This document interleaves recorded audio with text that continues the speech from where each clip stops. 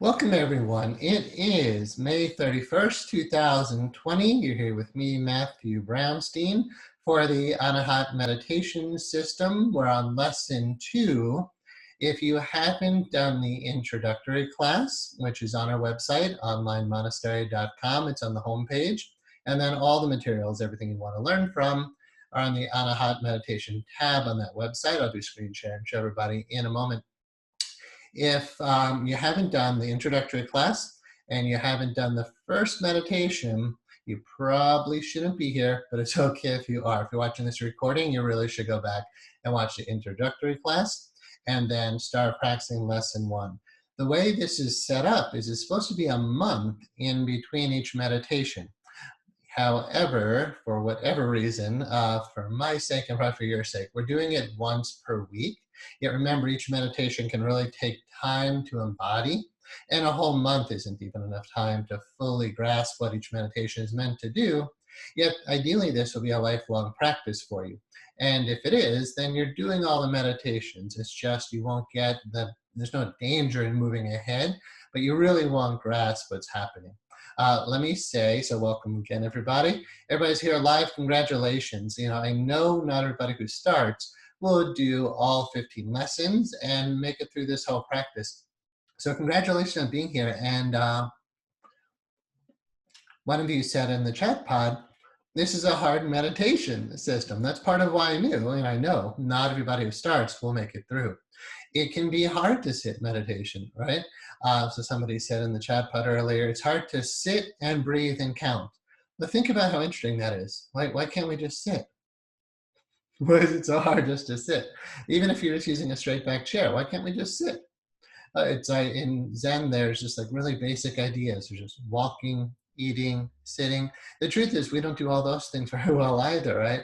While we're eating, our mind is busy doing something else. We're not just eating. So when we're just sitting, it's such a beautiful practice. And then, why can't we just sit there and count? Right? Why can't you just inhale? I'm talking to everybody, not just the one person who typed that. Right? Why can't we just inhale? Count 1. Exhale 2. Why is that so hard? Inhale 3. Exhale 4. That's pretty easy. Sit and then breathe. Why is it so hard to breathe? So it's because, and today we'll get into it a lot, it's because our systems are usually so blocked that we just need the most basic practices to get clear. And a lot of today will be about what it means to really get clear. All right, somebody said yes, it was very, feel free if you want to take a moment for a little interaction. I don't want to do too much Q&A in the beginning, but if you have any just general comments about what this week was like, I'm very open to that. So go ahead, type anything you'd like about what your week was like. Maybe spend a few minutes with that. Then I want to go more into content. And then towards the end, certainly any questions or discussion time we'll go into. It's a meditation class, so no hurry.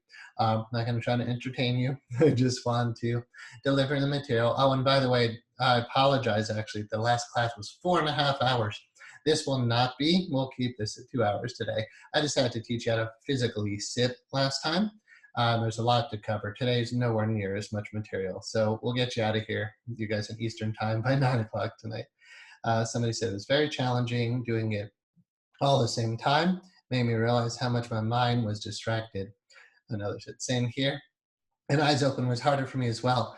Yeah, eventually, we'll talk about flexibility to close the eyes or other things to do with your mind. Yet keeping the eyes open, having that as part of your practice is really good. Eventually, we'll definitely be closing our eyes. Even we'll talk about that today to give you the option to close your eyes at times. And then eventually just the flexibility, do whatever you want. You know how things work. You say, oh, I really feel ungrounded, or, because I'm kind of in my head too much, or I was having really profound mystical experiences out of the body stuff, hardly aware of the physical plane. Thank God I have this standing meditation to get down into my body. And with your eyes open, it helps you to be more here and now, present and focused. Yet today, we start pulling energy up the spine, just to the heart. But eventually, next time we meet, we'll start pulling energy up to the higher chakras. Without the ability to really descend, that can be tricky. I just did a recent class on astral projection, the out-of-body experience. And, somebody was saying like, wow, that was working. She said, and now I kind of know, I'm paraphrasing, I don't think the word was kind of, but it was like, now I know I'm a spiritual being from doing the meditation, hopefully having some level of experience. And my response back was, great, keep it up, but remember, descending. Remember to come back into your body. Good. Somebody said, I haven't found the PDF of lesson 2. It became available today. I'll show you the website today when we get started, more or less, or I guess we're started. So I'll show you the website. And every Sunday, that's my work on a hot meditation day. So I had to go through the old PDF document, clean it up, modernize it, and then upload it. So it's uploaded there now. And then the meditations for lesson 2, the audio part, are there as well. So I'll show you guys that in just a moment. Great. Somebody said, wonderful to make me time to get in touch with myself. Right on. That's part of the benefit of meditation, and so much more, of course. It's becoming blissful and not feeling forced or trying too intently. Beautiful. Yeah.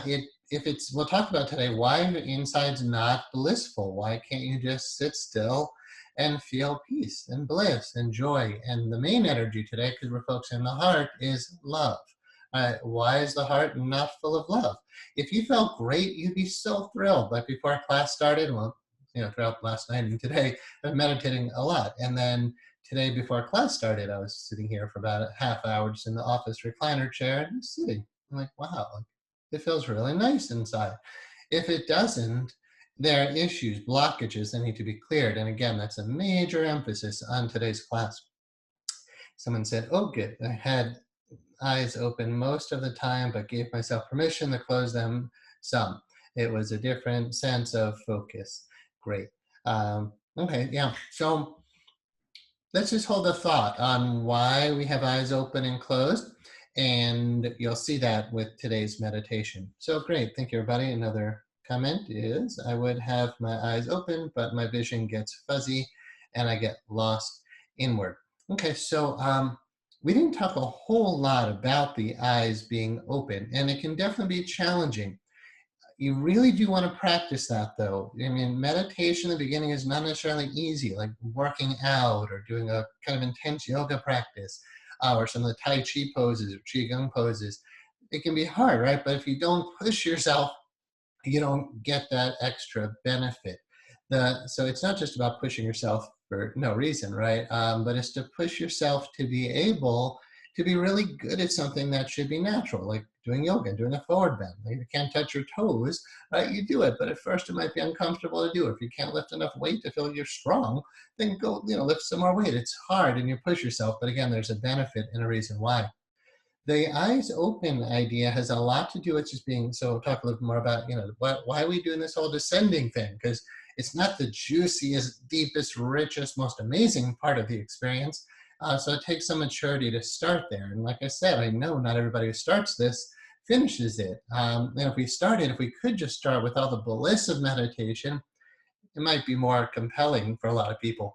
But to have trust, to have patience, and to understand why we're doing things. So descending has a lot to do with maturity. It has a lot to do with being right here now. So you can be present for whatever's in front of you.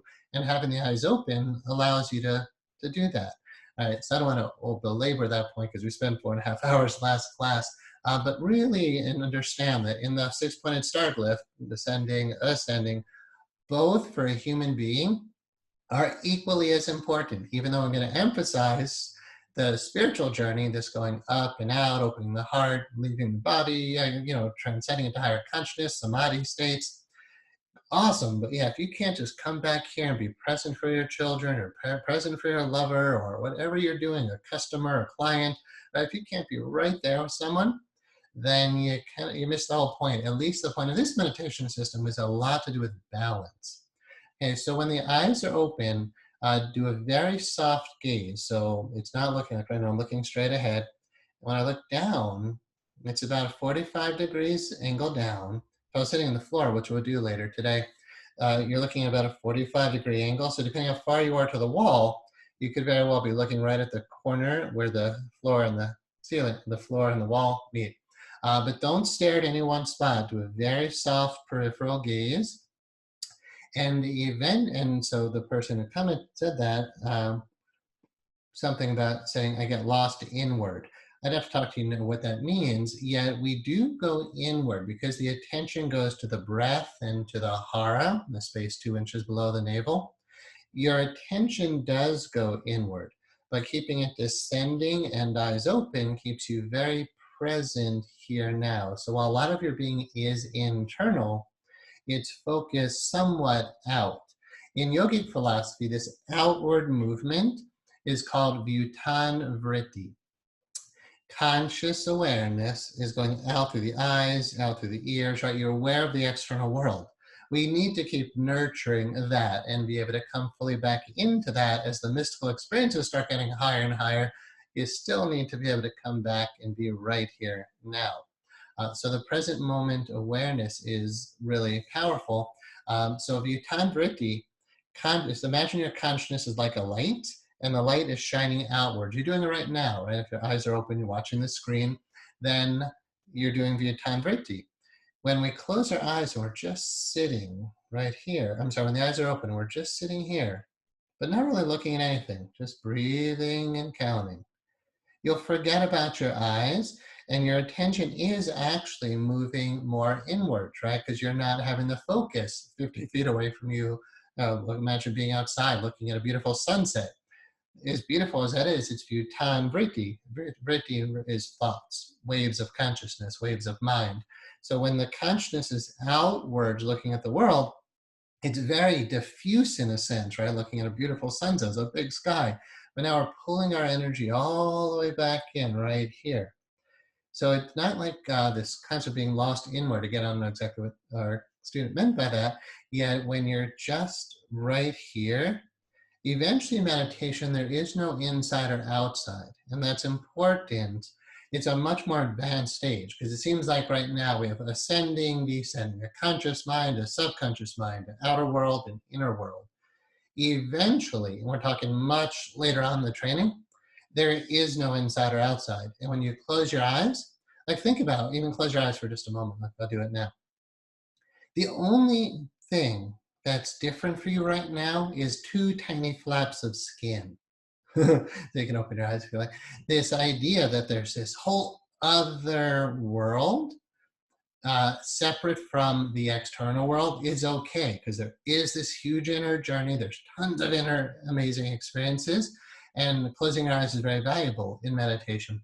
Also, when a beginner closes their eyes in meditation, and they go up here, which we'll be doing next week, without the concentrated focus power, you can get really lost in fantasy, daydream, mind wandering, just illusion.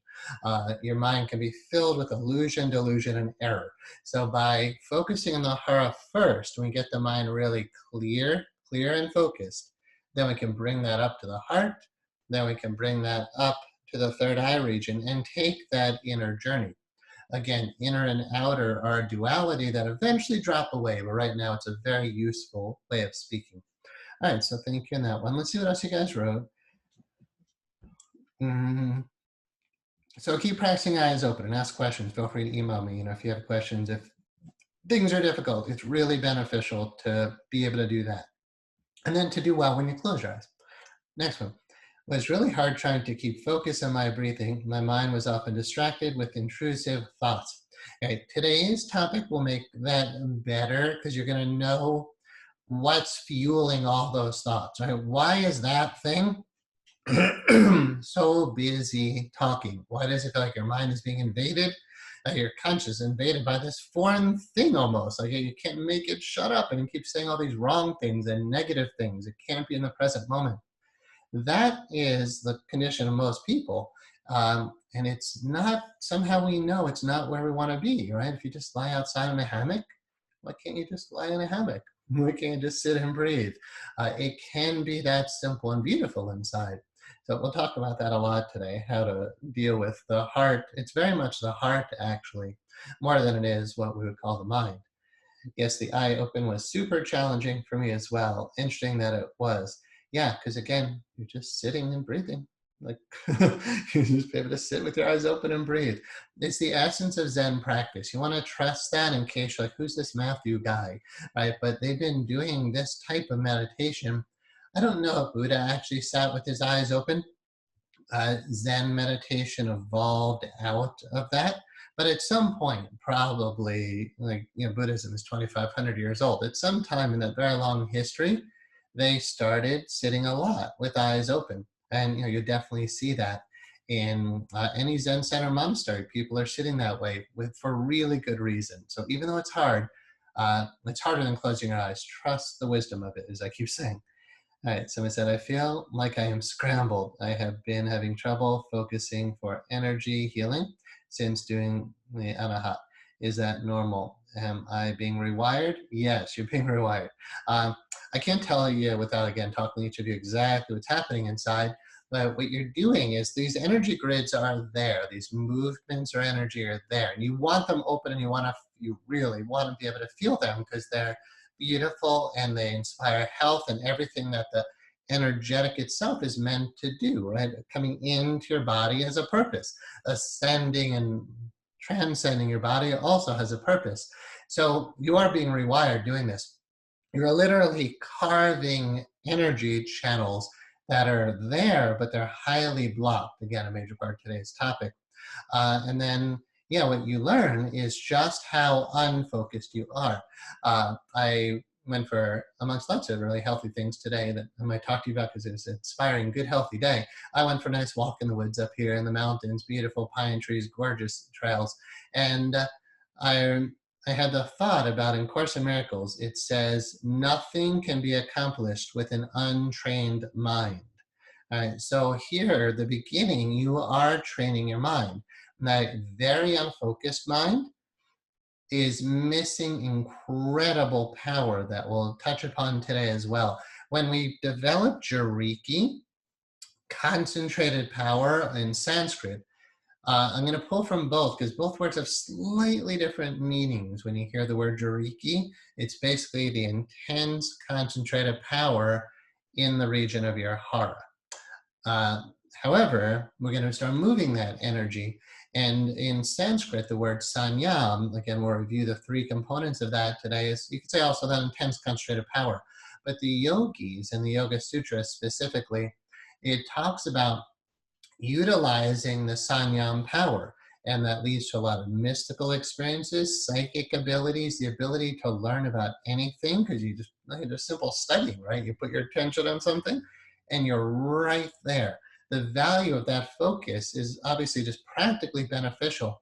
But to move into the higher samadhi stages, the let's just call them enlightened stages, right? If you're holding samadhi for long periods of time, you will be experiencing enlightenment. The longer you can hold that, the more you can feel like, hey, you're enlightened, because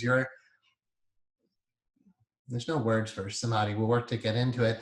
Yeah, when there's no mind, reality just is. And it's a very different experience. When you first get that click, and you guys, and honestly, it might take 10, 15 years, but right now, when you sit and meditate, you're all in your head, all in your thoughts, completely not reality.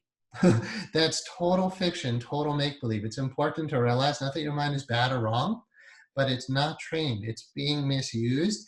But most importantly, the matrix is that. To think all that stuff is real. So yeah, we'll focus a lot on helping to get that clear. But trust me, you want to be rewired. Most people don't realize just how lost they are. Right? When we talk about awakening and not awakening, or truth and illusion, right, or living out of ego or living out of spirit, there's a very big difference. And I think a lot of people might think they're awake, but they're asleep. And the real focus of like what's not awakened is your mind. Right? Because spirit is already awake. When you move into the deep, but also just very zen here and now samadhi states, and there's just nobody home. There's perfect peace. So in Buddhism, the Buddha, I think we talked about a bit, 7 years of intense meditation. This last 6 months were supposedly the slightly easier, but the most profound, most effective part of his practice, in the just sitting and being right here and now in it. Everything else just dropped away. And when he felt, wow, I'm Buddha, I'm the awakened one, he realized that the cause of all suffering is the individual false sense of self, also known as ego. When the mind's total, so whenever you're thinking in there, all that mental chatter, guaranteed there's ego going on. And watch your thoughts. They're very focused on you. I don't know what I'm going to do. I don't know what I'm going to say. I don't know if he'll like me. I don't know if they're going to accept me. I don't know. Uh, I. Buddha realized the cause of all suffering is that person, is that fictitious person. It's not who you really are. Right? It's speaking, most of us are speaking English in there. Lots of other people speak other languages in there. Why are you this English yappy thing in your head? You're not actually. And it's painting pictures and creating movies that aren't based on reality at all. So, once we realize, wow, we're the cause of our own suffering, that's what moves us to get on the cushion and to work to clear that stuff, to clear all 7 chakras, which again, we'll talk about today. All right, I'm going to keep moving through because I told you we would only do 2 hours today. Thank you for what you guys are sharing. Experimenting with a hara focus during walking. Nice. I'm glad someone said that. It seems to create more energy, she said, and more ease. When I was walking in the woods today, I was doing 2 things that come from this system, and I didn't know if we would get into it because meditation has to get off the cushion. So when I was walking in the woods, I'm walking meditation. Nothing super formal or anything, but I'm mindful, I'm conscious. In meditation 12 of this system, we deal a lot with the skeletal structure. And it feels like the skeleton is like hanging, like an anatomy class skeleton. And everything else relaxes down over that. Because the skeletal structure is what stays erect, but everything else should be relaxed. You really get this when you practice Tai Chi and Qigong. And we practice that in Zen, and definitely this happens in the Anahat system, especially with meditation 12. But we also have the focus on the hara. So I learned early on in Tai Chi to lead from the hara. It's like your hips move the movements. My hands are moving in Tai Chi. It's actually my hips that are moving and the rest of the body follows. So when you walk or you're pushing a shopping cart, you're actually leading from your hara. That's more that we can say, I'm not sure if this is science, that was my hesitation, but we could say it's the gravitational center of the body. What my Tai teacher told me, and again, I don't have proof of this, if you spin a human body out in empty space, it would spin around that axis. The hara is the gravitational center of the body. So you practice functioning from there. Instead of being all caught up in your head, remember, our minds get quiet. One way we get them quiet is when we drop it out of the mind. You pull your attention down to your hara. You're grounded and powerful and focused and centered as the human. Then we can start moving energy. All right, great.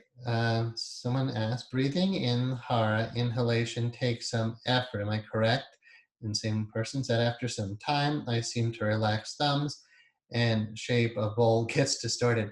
All right, so good questions. When, and I'm not on the cushion yet, but when our hands are in Mahamudra, there's a tendency for them to distort, right? For the fingers to come apart, for the fingers to push too tight. Work to adjust that. If it gets tense, relax it. If the fingers come apart, put them back together. If it loses that beautiful oval shape, fix it. Because we're in the essence of descending meditation, let's just say in more of the Zen tradition, is shikantaza, where the practice is, so shikantaza means just sitting. But when we're just sitting, it means that it's so hard to explain without the words, the other word, just sitting. But just sitting well. So if my shoulder starts getting too high, I notice it. Oh, my practice is to sit well. My practice is to walk well. My practice is to eat well, to drive the car well. Right? Remember in Zen, I think I told you guys, when walking, just walk. When sitting, just sit. Above all, don't wobble. Right? So there's a sense of poise and grace and equanimity that comes from really good meditation practice. So yeah, be mindful of the hands. And when they're not nice and aligned, within reason, move them back there. Because again, that's the practice of just sitting. What's happening, we'll cover this sometime in the journey together. We'll look at stages of spiritual growth. And eventually, if you're not starting to see already, when you force yourself to do a disciplined meditation practice, you realize how unruly your body-mind system is. It's not disciplined. It's not trained. So there's stages of basically taming the human. We'll just call it the human for now. The body-mind emotional system And a lot of people, it's just a wreck, like a wreck, let alone, those of us who consider ourselves functional, still needs a lot of work compared to advanced meditators, especially, something as holistic as this system. So yeah, every little bit of practice, like you sit, you realize somebody asked about circulation in the arms. If you can't just sit and have blood and energy moving through your arms, if they're getting numb, that's kind of telling you, catch that now, right? Before that goes any further and develops health problems. So that's a lack of good blood and energy flow. So that's again why meditators do yoga. Guys, a lot of people have emailed me during the week, and I'm honored. I'm happy to answer your questions. So yeah, somebody asked about what was it? Oh, just neck, shoulder pain stuff. And I was like, do yoga. And the response was, well, I stopped doing yoga because it was kind of uncomfortable or something, but you've inspired me to get back into it. And it's like, great. So yeah, body practice is a huge part of the descending aspect, is to deal with the human. And we'll look at that again today. All right, great. Thank you, everybody. Let's start to go through. I'm going to do a brief screen share with you. And then we'll go through lesson 2, and then I have some teaching to do. And then we'll get on the cushion. Oh, that's lesson 2, what we're going to do. Screen share first. All right, so here's the Anahat website. Yeah, okay, so homepage, pretty much everything is still the same, but on the Anahat meditation, so this is onlinemonastery.com, the Anahat meditation tab, not the drop-down ones. I'm going to add more stuff there too. There's like my auxiliary teachings. So here's lesson 2. So download that workbook if you like. You can do it now. There's places for notes in there if you print it out, or maybe you could take notes on the screen, save some paper. We have the introduction, 2.5 hours, and then we have last class, descending part 1, descending part 2, total of 4.5 hours. Here, populating this in SoundCloud, I figured out how to do the order of this. I got the introductory lesson. These lessons are just audio, and everybody who's going through the training seriously should listen to those. That's part of the homework for the week. So if you haven't listened to the introductory audio, please do. And then disc 1 and disc 2 are just more introductory talk. And then disc 3 is the meditation. The meditation for lesson, and they're not discs obviously, but I pull them off CDs, so that's what it is. The meditation for lesson 1 is just descending for 10 minutes. Today we'll get into lesson 2, and then your homework will be to listen to disc 1, part 1, and then disc 2, I should make a note there. Disc 2 is the meditation. Okay, so it doesn't say it there, but lesson 2, disc 2 is the meditation. That's 10 minutes, but it's 5 minutes descending, 5 minutes heart-centered. We'll spend time today doing heart-centered, but I probably won't be silent and just sit with you because that makes for boring classes and video. So I'll kind of talk us through this descending, meditation 1, because we always start with that, and then we'll go into meditation 2, heart-centered. But if you want me guiding you at home, like you say, all right, I'm going to do my 10 minutes morning, 10 minutes evening, and that's good. That's a very healthy minimum for this now. Just play lesson 2, disc 2, and that audio will guide you every morning for the week. That's all you have to do, is just get on the cushion and play the recording. And if you don't want to use the recording, so you can develop your own mental muscle on that, of course, that's highly recommended. Okay, let's go to, excuse me. On a funny note, this is my drink, Sacred Life kombucha, but they have a tree of life, flower of life all over the thing. So you got to support these guys. Any questions on the website or those online lessons before we jump into today's lesson? Okay, screen share. Yummy flavor, it is good. All right.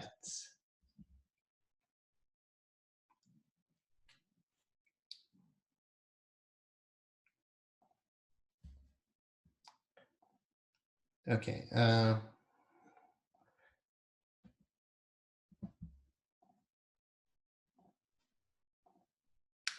Okay, there we go. Anahat meditation lessons workbook and audio recordings. They used to be CDs, so as you know, so I think I got all the references to CDs out of here, the Anahat teachings.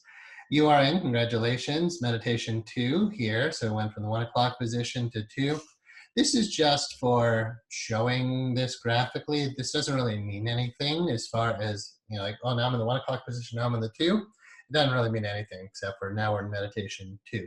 But it works out so beautifully. If you really look at this over and over again, this is the heart, there's a star within a star, it's a fractal. There's 12 meditations, there's 12 petals. It's just fascinating to me. Lesson 2, meditation number 2, heart-centered. Again, please honor the copyright and don't teach this to anybody because we want to honor the way that this was meant to be taught when it came to me. Because again, I didn't invent all this stuff, so I'm trusting the wisdom of the system. Here's a glyph that I actually forgot I had made because it's not a primary one that's in my sacred geometry book. It has this central line going from, it's actually a little misleading here. I'll explain. This central line does start at the tailbone and it goes up to the center of the heart. So today, what happens in meditation when we do this, Anahat meditation 1, we're breathing into the hara, and let me make that bigger for you guys. We're breathing into the hara when we start. So here's why I said it's misleading. This central line, which we'll talk more about today, the core central channel, is what I call it, in English for the Anahat system. You're really only breathing down to the hara, right in between the hands, below the navel there. Don't breathe down to the base of the spine yet, because then you're really beginning into the sexual energy. We'll get into that with lesson 4, meditation 4, and meditation 5. Yeah, you just don't want to go there yet. So don't be misled by that line. Just breathe to your heart. Once you cultivate that energy, then you'll be pulling it up to the heart. And there's a lot going on here, even though it might seem really simple. Okay, so meditation 1, the lower circle, and then eventually the energy is moved up to the heart, meditation 2. Checklist. Remember to write in your checklist the starting date, so that's in lesson 1, the starting date of these lessons that you are now working on. This you will find in your first set of workbook lessons on the page before the table of contents.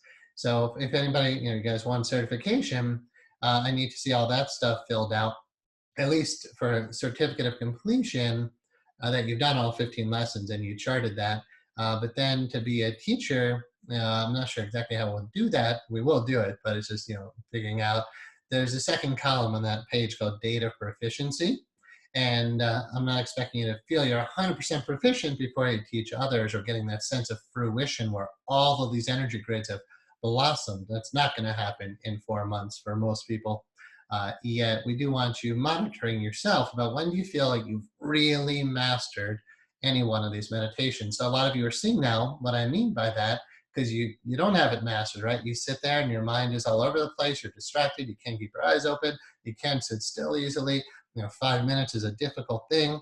That's not fruition yet, right? That's not at peace with yourself, not okay, and not really ready to fully grasp the other meditations. So ideally, you don't move to meditation 2 in your everyday practice or technically while you're learning the system. It's okay to take the classes, but you will see without getting really good at meditation 1, then the other meditations just aren't what they're meant to be. So every time you sit, do meditation 1, you'll get better at it, and that'll help to grow into all the other meditations getting better. Let me see if I can pull up the chat pod.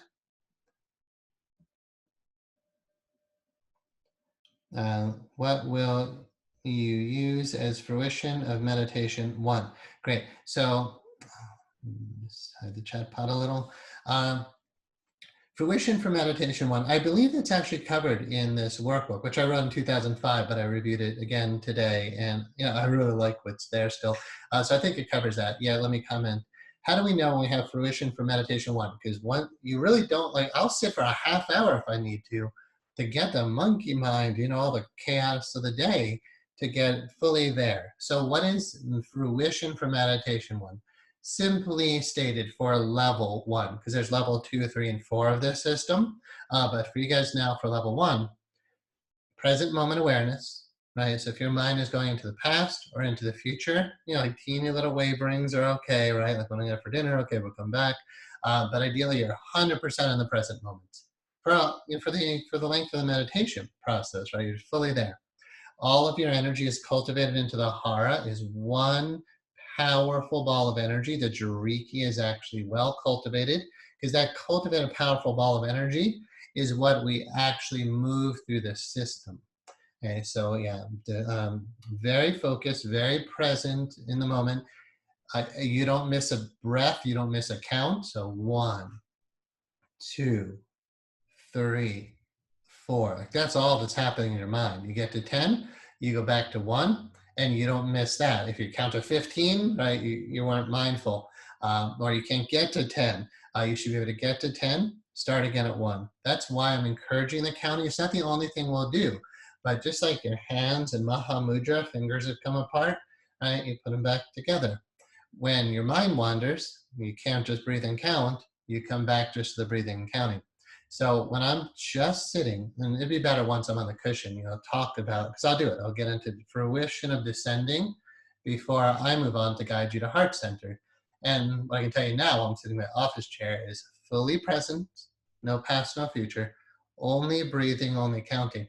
And here's a tip we didn't talk about. You will start to feel one with your breath. You become the breath. Because there's consciousness is very much who you are, yet that's when we use the word Purush for that. Purush referring to basically you, the consciousness. And then we have Prakriti, energy, Shakti, Prana. The energy is the breath within the breath. And you really aren't, you can move on to the heart, no danger in that or anything. It's good to do. I think you should do. But yeah, like I won't move on until all the jiriki, I'm like one with the breath, fully there at the heart. Then I'll pull it up to the heart. And it's okay. It's fine to focus in your heart without doing that. Yeah, fruition first of number 1, really valuable. Right? Because without that focus, you start going to the higher chakras, you're all over the place. You have no idea what can really be going on. So that intense concentrated power with eyes closed up here is very hard for beginners to do. But if you can develop it in the hara, then you can pull it there very nicely. The core central channel is what links all that. But when the heart is all blocked, then we have issues. Someone said, is it possible to make up for the lack of time between lessons by doing more meditations each day? Yeah, I'm not quite, well, basically, can you do more each day? Absolutely. I'm saying 5 minutes minimum morning, 5 minutes minimum evening. During my walk in the woods, I did a little stretching, a little Tai Chi movement. I sat on a rock looking at a beautiful mountain vista view, and I sat there meditating. Too many ants and flies. But yeah, I sat down and meditated. I meditated this morning. I probably sat or lay down, a little hypnosis, probably 2-3 times today. Yeah, do it as much as you want. The effects are cumulative and progressive. The more you do it, the better you get. If you're only doing 5 minutes morning and evening, at least you have the discipline practice. But yeah, when I was leading out hot meditation in Massachusetts, when I first opened the center there, we were doing an hour every morning and an hour every evening. And that's where you can start to see some really powerful results. And a lot of my evenings are hours, like literally around 6 to 7, I'll get started. And then I'm usually not done until like 10 or 11 before I'm like, all right, I better settle down all this energy so that I can get some sleep. The energy will get so strong, you might actually have trouble sleeping. I don't, which is beautiful. But I also know how to work with my energy. Great. How do you visualize that ball or center of energy? So some people are going to be more visual about it, but I'm going to encourage you to focus more on the kinesthetic, the feeling. Because when you inhale, you don't, and you exhale when you breathe mindfully, you're not visualizing your breath, right? You feel your breath. Inhale now, you feel the breath. Right? When you're counting, even though it's kind of auditory, there's the 1, 2, 3, 4. And I'm like holding, it's so hard to describe, it's all internal. I'm holding intense, concentrated power below the navel when I'm doing that. And for me, it's not a visualization, it's a feeling of cultivating the chi. The chi is real: chi, shakti, prana, prakriti, all that, one different word for the same energy. You'll feel it as a living reality inside of you, and then you'll feel that you can move your chi. That'll become more meaningful with today's official teachings when we get into it. So you really don't have to visualize it unless that helps you to imagine there's a triangle coming down and energy being cultivated in the hara. But if you're going to be visualizing, you do need to have the kinesthetic feeling that goes with it, because it's a very tangible reality. Just like you have a finger, you don't have to visualize your fingers, right? They're there. You're just trying to experience with this system what's already there. So when I get very clear, the grids are there, and I don't have to visualize them. But if it just helps you to imagine descending triangle and a ball of energy cultivating and more or less at the base of it, you could do that, but really work to feel it. Okay, great. Thank you. All right. So remember here, numbers 13 and 14 on the website, introductory talk and heart centered. So please listen to that. And then 10-minute guided meditation on descending and heart centered. You remember, everything builds upon itself. We always do meditation 1, it always become meditation 2, 3, and then through all 12 of level 1. But then you have all of level 2, and then all of level 3. But the core 12 are really what we're always building upon. Okay, I'm not going to read all this to you. Yeah, let's look at the numbers here. I hope that this first month gave you a good chance to practice a number of things. So remember, a month would be good. We're doing 1 week at a time. So number 1, to have developed a meditation practice that you can engage morning and evening. Now that's, the foundation is to get you on the cushion. 2, that you have some sense of what Joriki, concentrated power, that's a Japanese word, sanyam, this is a Sanskrit word. I'll elaborate on sanyam today. And sanyam are, what they are. And that you're able to place this concentrated power at your hara and keep it there consistently when you want to. And so that's some sense of what fruition is of meditation 1. 3, that you've taken some time to improve the very physical components of your well-being, which include your physical health, nutrition, exercise, and your financial situation. Dealing with your lower chakra issues is what I'm going to say what month 1 is all about. Right? So just throughout the length of doing this meditation practice, you're always working on improving your human life experience. The food, shelter, clothing, physical health, nutrition, finances. Okay. Then it says, here are a few ways, so please read this on your own. Here are a few ways to know that you're ready to move on to meditation 2 during a sitting practice. So again, we want to get fruition of meditation 1 to the best of our ability and then move to meditation 2. Again, it's not wrong or dangerous to move to 2. You just won't fully grasp what it is, but every time you do it, it's just going to get better and better. And again, I'm hoping you'll be doing this for years and seeing the result of this over many years. Okay, so ideally, this is what happens before you move on during any sitting experience, or technically you might not even start doing lesson 2 until you're getting some sense of these numbers below. You feel grounded and solid in your body, not caught up in your head or in your mind. Right, so just that alone is great. Your body feels warm. Warm just refers, it's not like a temperature, it's just that the blood vessels, the muscles, everything is relaxed and open. You're not tense. You're not sitting with fear. Okay, so your body feels warm, open, and relaxed. The muscles and blood vessels should be relaxed with no sense of fear or tension constricting the system. So every time you notice your shoulders getting tense, relax them. That's just part of the practice, though. They're always going to kind of get tense and want to creep up, and then you relax them, just like the fingers can come out of alignment, whatever, just come back and relax them. 3, you should feel one with your breathing. Your breath should feel slow and steady. Right? So if you sit down and you're, oh God, what a day. Everything gets nice and centered, peaceful and clear. And like I said today, which I mentioned in the past, what it feels like to be one with your breathing. You are consciousness and your breath is right there. There really shouldn't be anything in between you and your breathing and your body. Right? It's just consciousness, breath, body. Not a whole lot of fiction in between. what is it, Tracy Chapman song? She said, there's fiction in the space between you and reality. So uh, that's really, in a sense, what we're clearing here in meditation, especially with meditation too. The fiction in between the space of you and reality. It's a very profound spiritual concept, actually.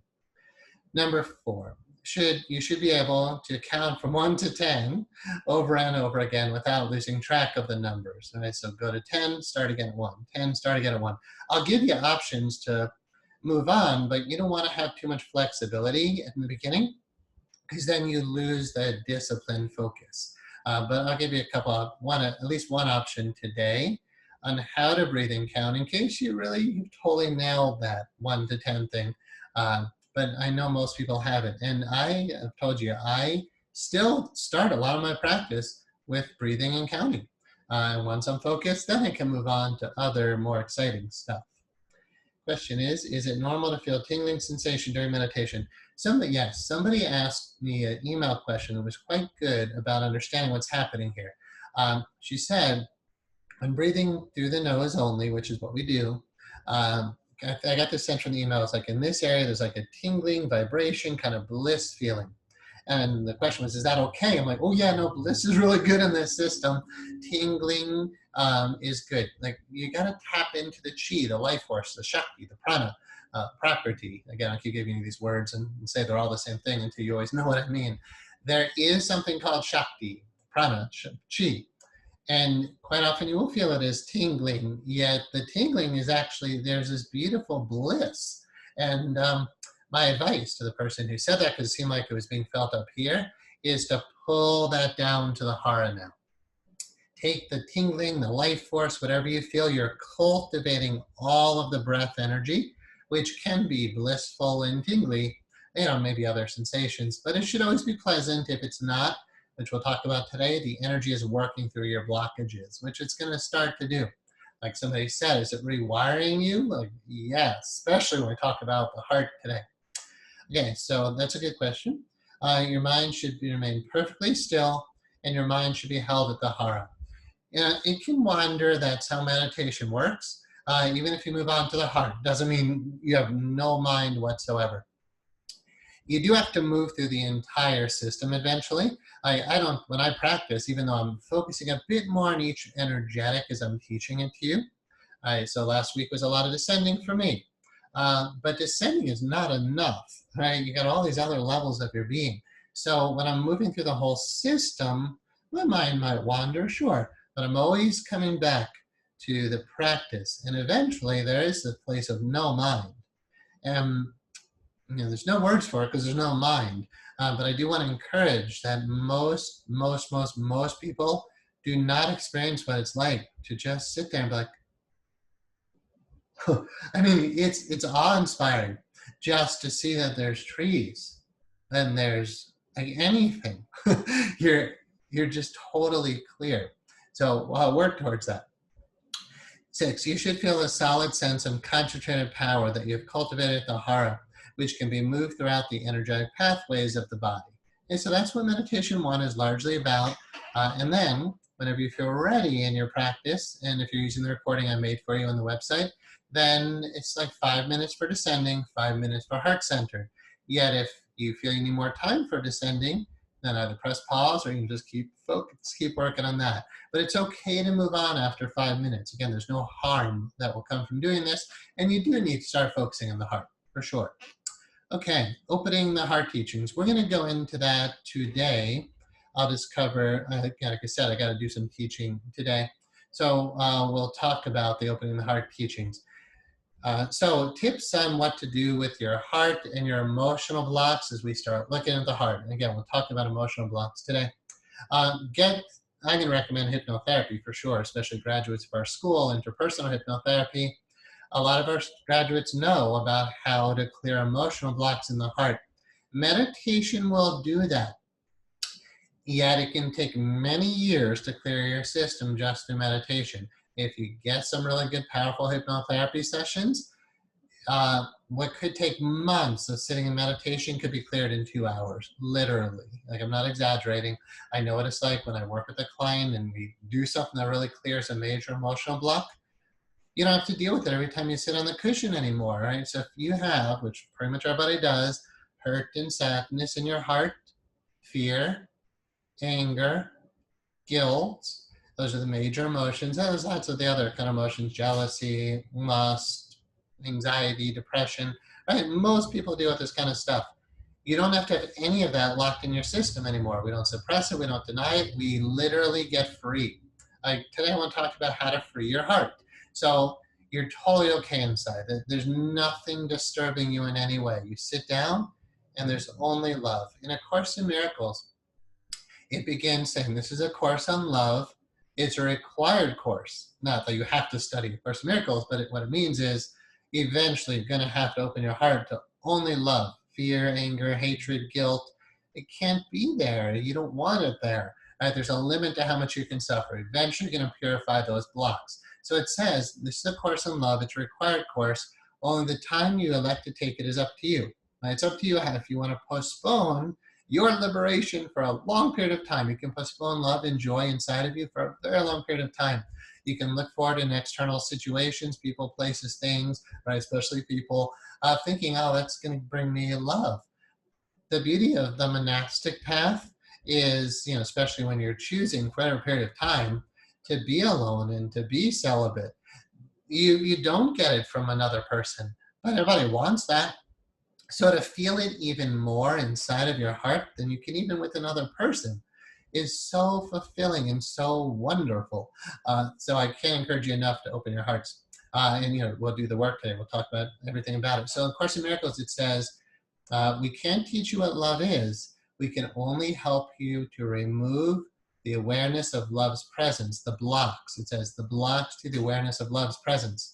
So heart-centered, this is all about sitting and making space for your emotional stuff and learning how to burn through it. So again, I'll talk a bunch about that today. I do have a now it's on our website, instituteofhypnotherapy.com. I think our students have in the school, the hypnotherapy school, have free access to it. I'm not trying to make money on it. It's just right from you guys, but I know it is a product. So if you're interested, instituteofhypnotherapy.com in the shop, it's $19.95, but I'm going to work to give you that talk and that experience today. But there's a meditation that accompanies that 2-disc set. It's actually 3 recordings you download if you want. And it'll elaborate on what we're going to talk about today. And number 3, reading the sections of Opening the Heart is found in my books. Peace Under All Circumstances has Opening the Heart teachings. The Sutras on Healing and Enlightenment. And then, of course, the books for Anahat, the Sacred Geometry Meditation and the Anahat Meditation System. All 4 of these books contain writings on this topic, which is crucial, and I do mean that when I wrote this in 2005, is crucial for progress in the spiritual life. It doesn't mean you have to read my books for progress in the spiritual life. What it means is while your heart is blocked, while there's still fear and anger and guilt and sadness and hurt trapped in your heart, it's not that you shouldn't feel those emotions. If I have that emotion, one of those emotions, like, oh, there it is, and then it moves through. There's nobody blocking or suppressing it anymore. So it's okay to have human emotions. Most people are living with those blocked in the system. That's what we'll talk about today. So without opening, clearing that, you'll never know what it's like to be truly free. You won't know what fruition of your whole being is. Right? So I'm really saying there shouldn't be any sadness left in you. If you get sad, like, watch the news now. I'm not commenting on what's going on right now unless it seems relevant, but watch the news. You'll probably notice sadness. Feel it, and it moves through your system. Yet that's not how most human beings are wired. So somebody said, it's like rewiring me. Like, yes, I want to rewire you today to never suppress an emotion, never suppress an emotion again. So that's what those teachings are all about, and then we'll talk about today. The next set of numbers, but again, please read the whole thing on your own. Remember that this month's practice should be focused on all 3 major components, not just the one with which you're most comfortable. So we'll be practicing, number 1 here, practicing meditation 2, heart-centered, working actively on opening the heart and clearing out emotional blocks, developing harmonious relationships, and learning to listen, connect, and communicate. I'm going to read number. It says, number 3 is an important component to living a heart-centered life. Here you will want to improve your relationships with people and learn how to be a good listener, learn how to connect and build rapport, and learn how to open up and effectively communicate your feelings. What I program in for this thing, and we do a lot of hypnotherapy around here, so the word programming comes from that. I program in only loving and harmonious relationships. If it's not loving and harmonious, it just doesn't last in my life. Either I'm going to heal the relationship, or that's it, or it's over. There's no reason for drama anymore. There's a lot of drama going on the planet. We're the meditators. We should be the ones who are free of drama. We can be free of drama. So yeah, like this is the time it's not only a week, right? If it was a month, I'd say, come on, this month, just really focus on that. But for the rest of your life, you focus on clearing all emotional blocks in you with other people. Our model of hypnotherapy is interpersonal hypnotherapy, and it's all about relationships. So please really give some thought to, during this month, or this week, do you have messed up relationships, right? If you have anger towards anyone, unforgiveness towards anyone, you're not free. And here's a little Course in Miracles tip, and it's totally relevant, not hot meditation. If you have anger towards any human being, you do not know God. You will not feel the presence of God, because God is the whole, and you're angry at a part of the whole. But the anger towards a part of the whole, it's like putting on dark glasses, and no matter where you look, it's dark. And no matter how thin the tinting is, it's still dark. It's still an illusion. So we don't want any blocks, no filters. Completely clear system is the goal. And again, we're talking about fruition of like an entire spiritual human being. What does it mean to fully be a child of God? Like body is a temple of spirit. You are the spirit. That is so meaningful. I don't think most people grasp what that means. And you can really only know what it means when everything is clear. Any illusion, any blockage is not truth, right? And our goal is truth, is reality. All right, the energetics of the system. Remember, we have the circle. It's a known distance that you can feel, expanding your consciousness from the crown of your head down to your tailbone. Someone said, before I get to that, someone before that said, I may miss something, but sometimes the feet or hands or arms or fingers move suddenly. Yeah, allow for that. If you're sitting with a group, you have to be and your eyes are open, you have to be mindful of movement and sound. You don't want to disturb others. And it's good to be really disciplined and force your human body, mind, emotions.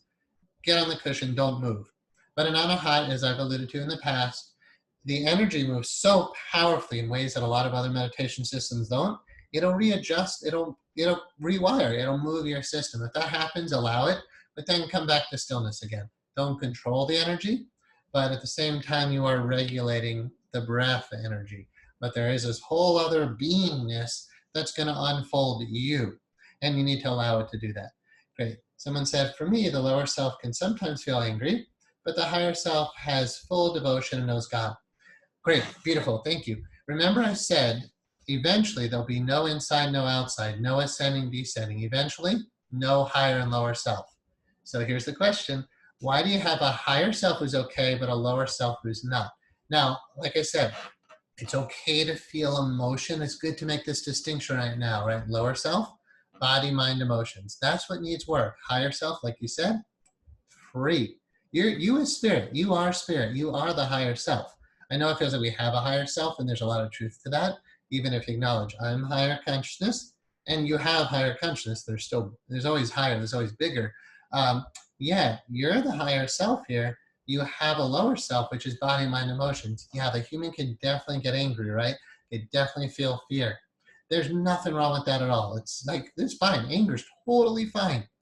It's what we do with it that we're going to talk about today. That's the issue.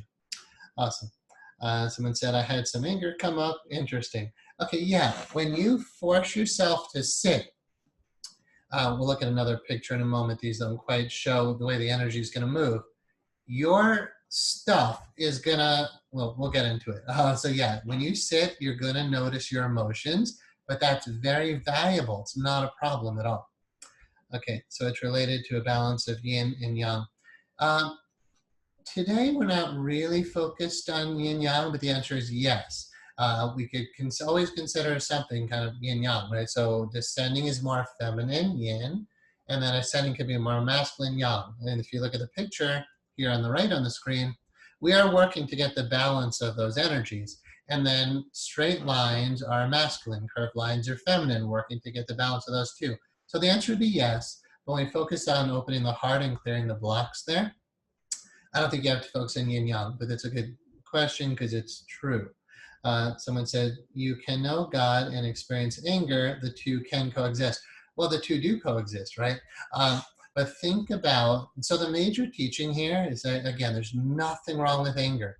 But if you're angry at someone for 20, 30, 40 years, because most of you are, be honest, you don't know God. While you're holding anger, that part of your psyche is projecting an illusion onto them of the past. When you're in the past, which doesn't exist, you don't know God, because God is fully here now. Your past is an illusion in your own mind. You're only angry because you see the past. You're angry because you see the past. The means of getting out of that, and these are very deep teachings, we don't have that much time unless we run over again. I'll apologize if we do, because I said it'd be 2 hours. The more you guys chat, by the way, the longer this will go, so that's up to you. I don't mind at all. Unforgiveness in the heart is, and when you're holding anger, the key word is holding anger towards someone. Having anger come up and move through you, no big deal. Just like anything else. It's like a bird flew by, a cloud flew by, anger flew by. The problem is that most people hold on to the anger.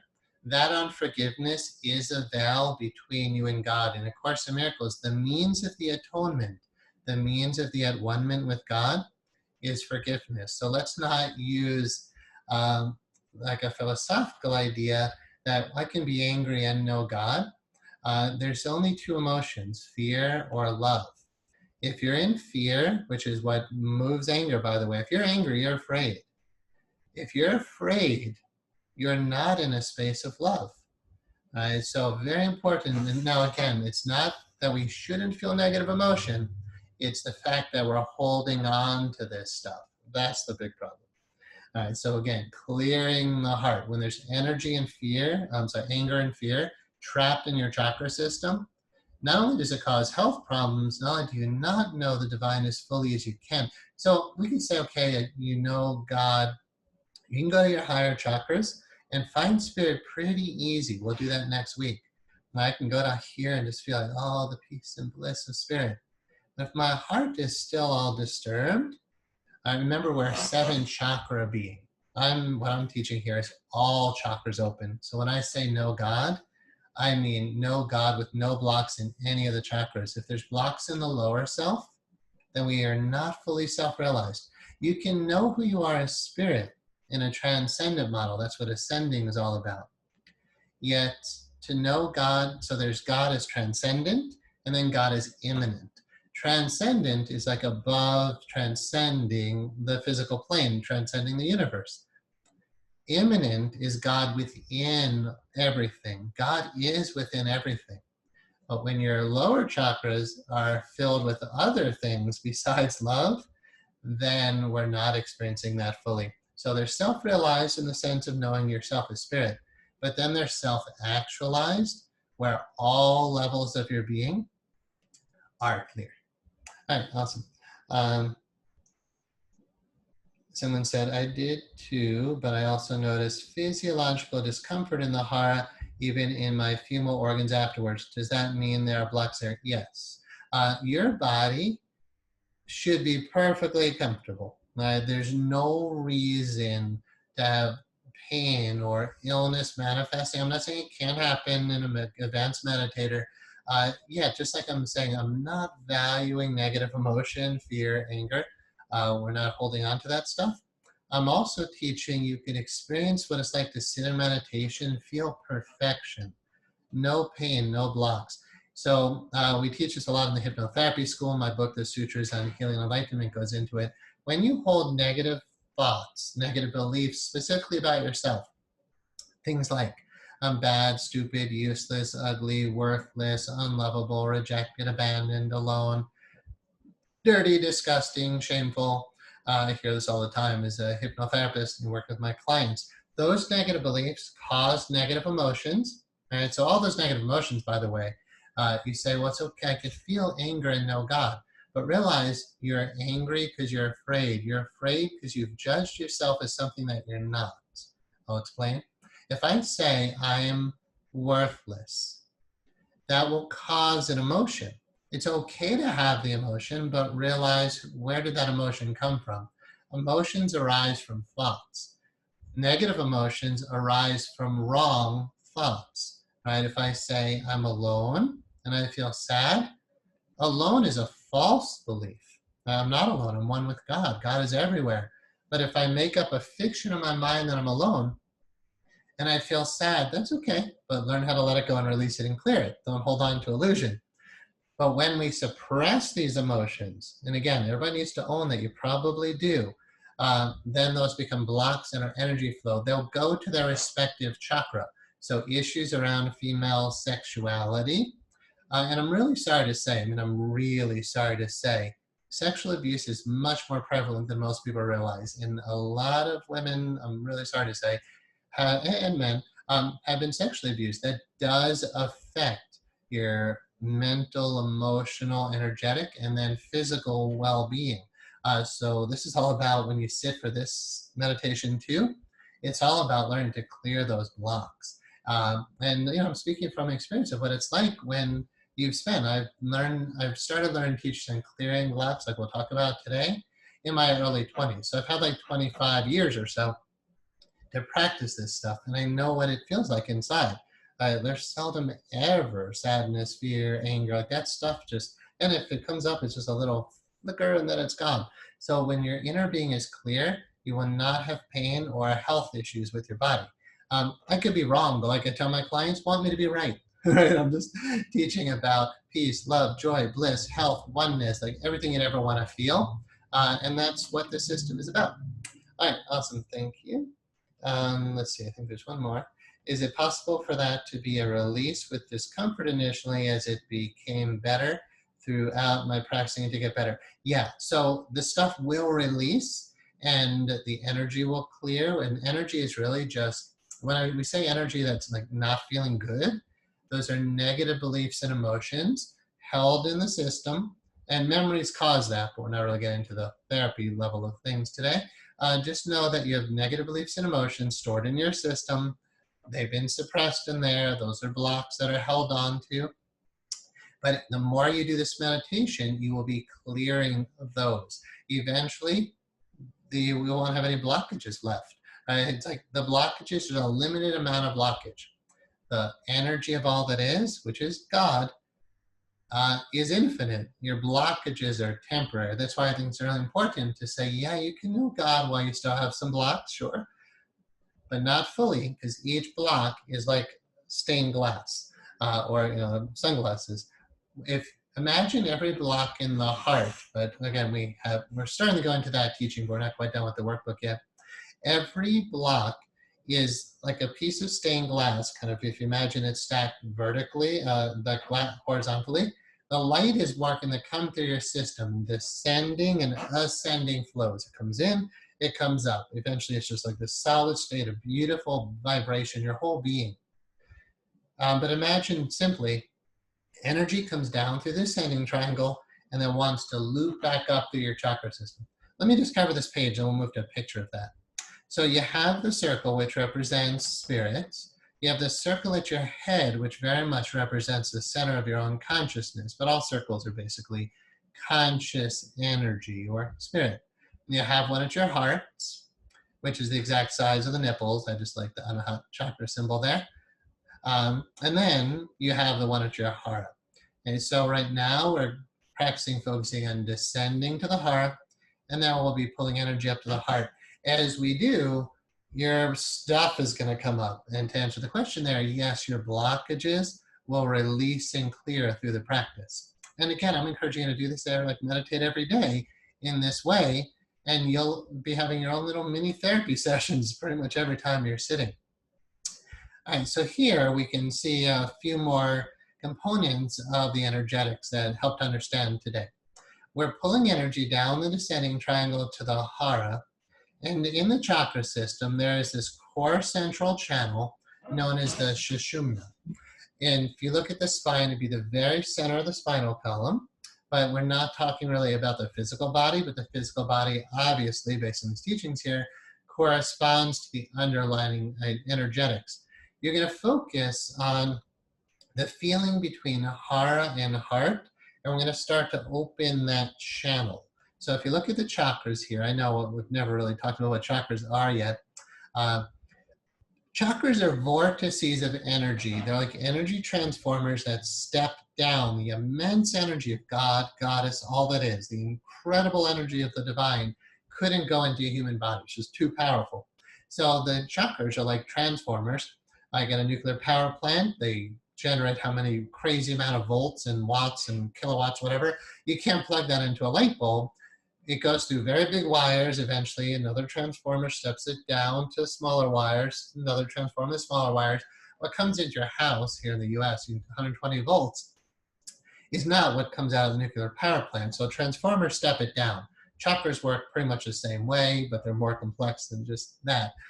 So imagine all the energy of the divine comes into your being, down the descending energetic, and then it wants to flow back up. Simply stated for today, what we're focused on, because again, we've got tons of grids, but what we're focusing on here is the energy comes down, we descend, because that's what it's doing and we're doing. Then it's going to start a journey up the spine. Notice how we're not going down to the first chakra yet.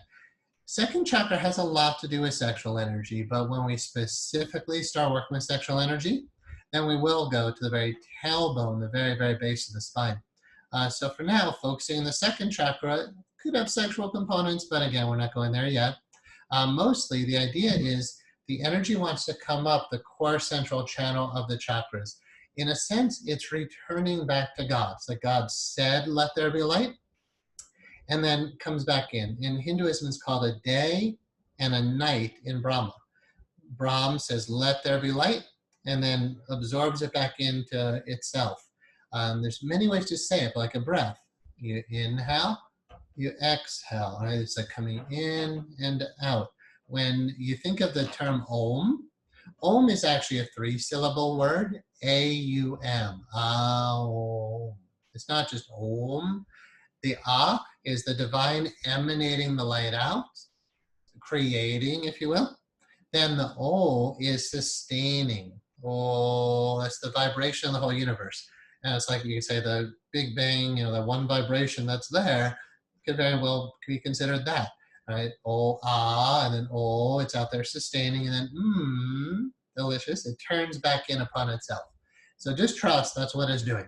Energy is coming out, or you could say down, and then it's trying to ascend back up. But it's kind of sitting down at the base of your spine going, man, it's a mess up there. Look, there's our childhood, there's our past life, there's our anger, there's our fear, there's all these blocks in the system. And we're going to learn today how to clear that while we're meditating. Okay, so yeah, pretty much the movement today is from the hara to the heart, focusing on the movement of, and I'll sit in meditation when I explain this, moving up the core central channel. Here we're working on the second chakra. We're not really focused on the third, but you're going to move right through it. And a lot of emotional blocks, you know what it's like, right? When you get scared, sad, all those angry, especially anger, you feel it right in your gut. So even though we're not cultivating energy there, we need to keep the belly soft and open as well, so energy can move up to the heart. And then we're going to cultivate and open the heart. Even though the focus has to be in clearing the blocks, the real focus is love. So when you're focusing at your heart, it's about self-love, love for all beings, and eventually, as we pull the energy higher in the chakra system, love for God. So I pull all my energy to my heart, I ascend it up to my heart, I open my heart to only love, and basically, well, that's meditation 1 and 2. But then when it goes up to the higher chakras, up to the higher level of spirit, then we could call that devotional love. Devotional love is one of the fastest, highest, most beautiful paths to the divine. And so, yeah, meditation 1, just ascending, pretty down to earth, kind of boring. not, not like super delicious. Although, you can feel very good with it. As the heart starts opening to real love and bliss and joy, and it's just real joy for no reason at all. Just, wow, this is a column of energy that's open and clear, and the energy is bliss. That's what your inside should be like. um, and again, if you're not feeling that, there's blocks there. Eventually all the energy will go up here. So right now, like somebody asked, we are rewiring you. We're clearing the blocks in the lower chakras right now during this. Eventually when we get to the sexual energy in meditation 4 and 5, we'll be having to clear those blocks as well. You can't get through this whole system. I don't just mean 4 months, but if you do this whole system long term, every single block you have will be cleared eventually. That's just how this works. That's, in a sense, that's the goal. Okay, so I would encourage you guys to study the chakras so you understand them well and realize we're working with second chakra, moving energy up through the third to the fourth in this month, if you will. Heart center, so we have the circle representing from crown to tailbone. And then at the very center, there's another circle, and then Anahat chakra. So you're meditating on Anahat, yet level 1, where you guys are at now, is very much about the physical body and these kind of lower self emotional vibrations. As we move into level 2, we start going beyond the physical body and beyond just 2 or even 3 dimensions. So Anahat, when you focus on the heart, it's not your physical heart, that muscular pump in your chest, but we focus there in the physical body for now. Eventually, I encourage you to explore what really is Anahat. If it's the heart, is it just the heart chakra? It's deeper than that. So you're really exploring the true mysteries of the heart. Right? It seems like one of the most sacred things we could do is take the journey into the heart. And of course, clear the blocks to love in the heart. All right, here's meditation 2. Inhalations and exhalations to the heart. Yeah, we don't just go right there. With a focus on love. You can go right there, but if you're following the system, then this will explain how it goes. Meditation number 2, heart-centered, is the core of Anahat practice. All other meditations center around this major energy center where we shall be cultivating the heart of love and compassion. Again, I'm not alluding to what's happening in the world right now. Yet if you watch the news, you know what's happening. If you have a heart, and your heart is full of love, the most beautiful emotion, if you want to call that an emotion, is compassion. Compassion is love seeing pain. There's a lot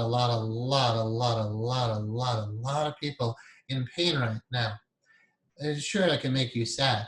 Yet compassion doesn't hurt or harm you, but you don't have to try to feel compassion. Just get your heart open to love, which makes you okay inside, like really okay inside. And then when you see the suffering, you feel compassion. You'll be moved to be of service, loving service, compassionate service. But that's very different than depressed because of the current situation of the world.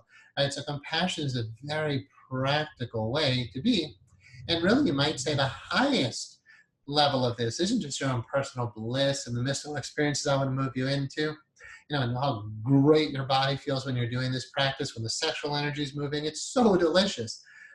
But, then turn on the news. You'll feel so much compassion for people who don't feel that. And you'll know if they just got on the cushion, all of that negative emotion that's out there right now would burn away the same way I'm teaching you guys to do. I'm like, God, if they would just COVID-19, stay at home. It's like the solution. Stay at home and meditate.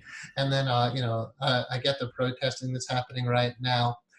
This recording obviously is being made during major protests all around the country, around the world, I guess. But our United States is freaking out right now. Rightly so. People have the right to protest. All the anger, though. So here's the thing, I'm going to use that as an example. And I'm not getting into a big discussion about what's happening in the world. I'm just here to teach on a hot meditation. So there's a lot of people really pissed off right now, right? Super angry. I understand. Now, what do you do with that, though? So let's just use that. All right, so there's this powerful energy. Think about how much anger is there right now and how destructive it is right now to our world, to all these major cities in the U.S. That energy is what's inside of you. That power is inside of you. Just think about how much power that is being used largely in destructive ways right now. So that's anger, right?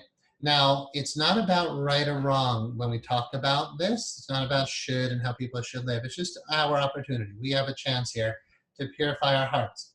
You have three things you could do with the energy in your heart. You can suppress it and push it down, which would mean you're denying the anger, you're denying that you're mad. So there's a lot of people realizing how unjust their lives are compared to others. Right? That anger is there. If you push it down and suppress it, it does not change the external situation. It actually makes the external situation worse because this energy didn't get to move and do what it could do to heal you and the world. So you don't suppress it. The problem, though, while we're seeing eruptions right now, it's not good, but we can use it as a beneficial teaching tool, to see what's happening on the planet. People were made to stay at home for COVID-19 for however many months. They don't know what to do. They don't know how to sit meditation and clear their stuff, so they're just getting mad and mad. Eventually, that erupts, right? You can't suppress anyway. Eventually, it's going to erupt. So the teaching, though, in deep meditation is don't suppress your emotions, like ever, ever, ever again. And next week, we'll build upon these teachings. Don't suppress emotion. What happens when you do is all the Shakti, which is pure light, is coming up through your heart. What to say the heart, especially because you can't see below right now. The energy is trying to move up through the heart. But you have blockages in there. Anger, that kind of anger is a block. Let's say it's red. You got red stained glass in your heart. Big one, right? We got more than one. You got all these blocks. Those in Sanskrit are called sanskars, by the way. It's good to get to know that term, sanskars. Blockages in the energy flow. Simply stated. That's very simply stated. It's a very deep psychology, actually, to understand sanskars, which are mental impressions. But simply stated, when there's anger stored in your system, just imagine it's like pieces of red stained glass. Life, which is happening, is Shakti, it's life force, comes through your system, but then it has to move through your filters. There's no other way around it. If you've got filters, it comes up to them. Then it moves through, the white light moves through the red, now it's red. Okay, so that's anger in this way of describing it. All this red energy is there. And then you're like, I shouldn't feel that angry. I got to go to work. I got to function. Got to be nice to the kids. So you suppress it. Eventually, which we're seeing, in a mass scale now, it erupts. The eruption of it is acting out on it. So now the energy is red. And then what do most people do when they're suppressing it? Holding the anger inside. And those are your buttons. All right, those are your blocks. So you say, I can really push my buttons.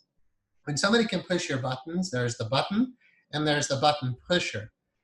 Advanced meditators are more concerned about getting rid of the button, not getting rid of the button pusher, right? So life is happening and it's a big thing, right? Life. And you have a problem with it. You're not okay with it. You're not okay inside. So most people, again, will suppress the emotion to try to get by, but it makes you sick, causes all sorts of health problems, digestional problems, and then it's always like a hair trigger. You can always lose your temper. Again, that doesn't need to be in there. So we use this stuff as an opportunity to clear our blocks. So step one of the whole process of what do you do, which is a full-time job now. Number one, don't suppress. Number two, don't act out on what's in there. It's angry, and you can see people do it. They're tempted, and then they do, they act out on their stuff. That's extremely destructive. Not just, of course, we're seeing riots, looting and vandalism. Again, I'm all for the protesting, but like that, what you're seeing, all that anger is exactly this. It's the stuff in their hearts coming out in action. That's okay. I'm not talking to them, I'm talking to you guys.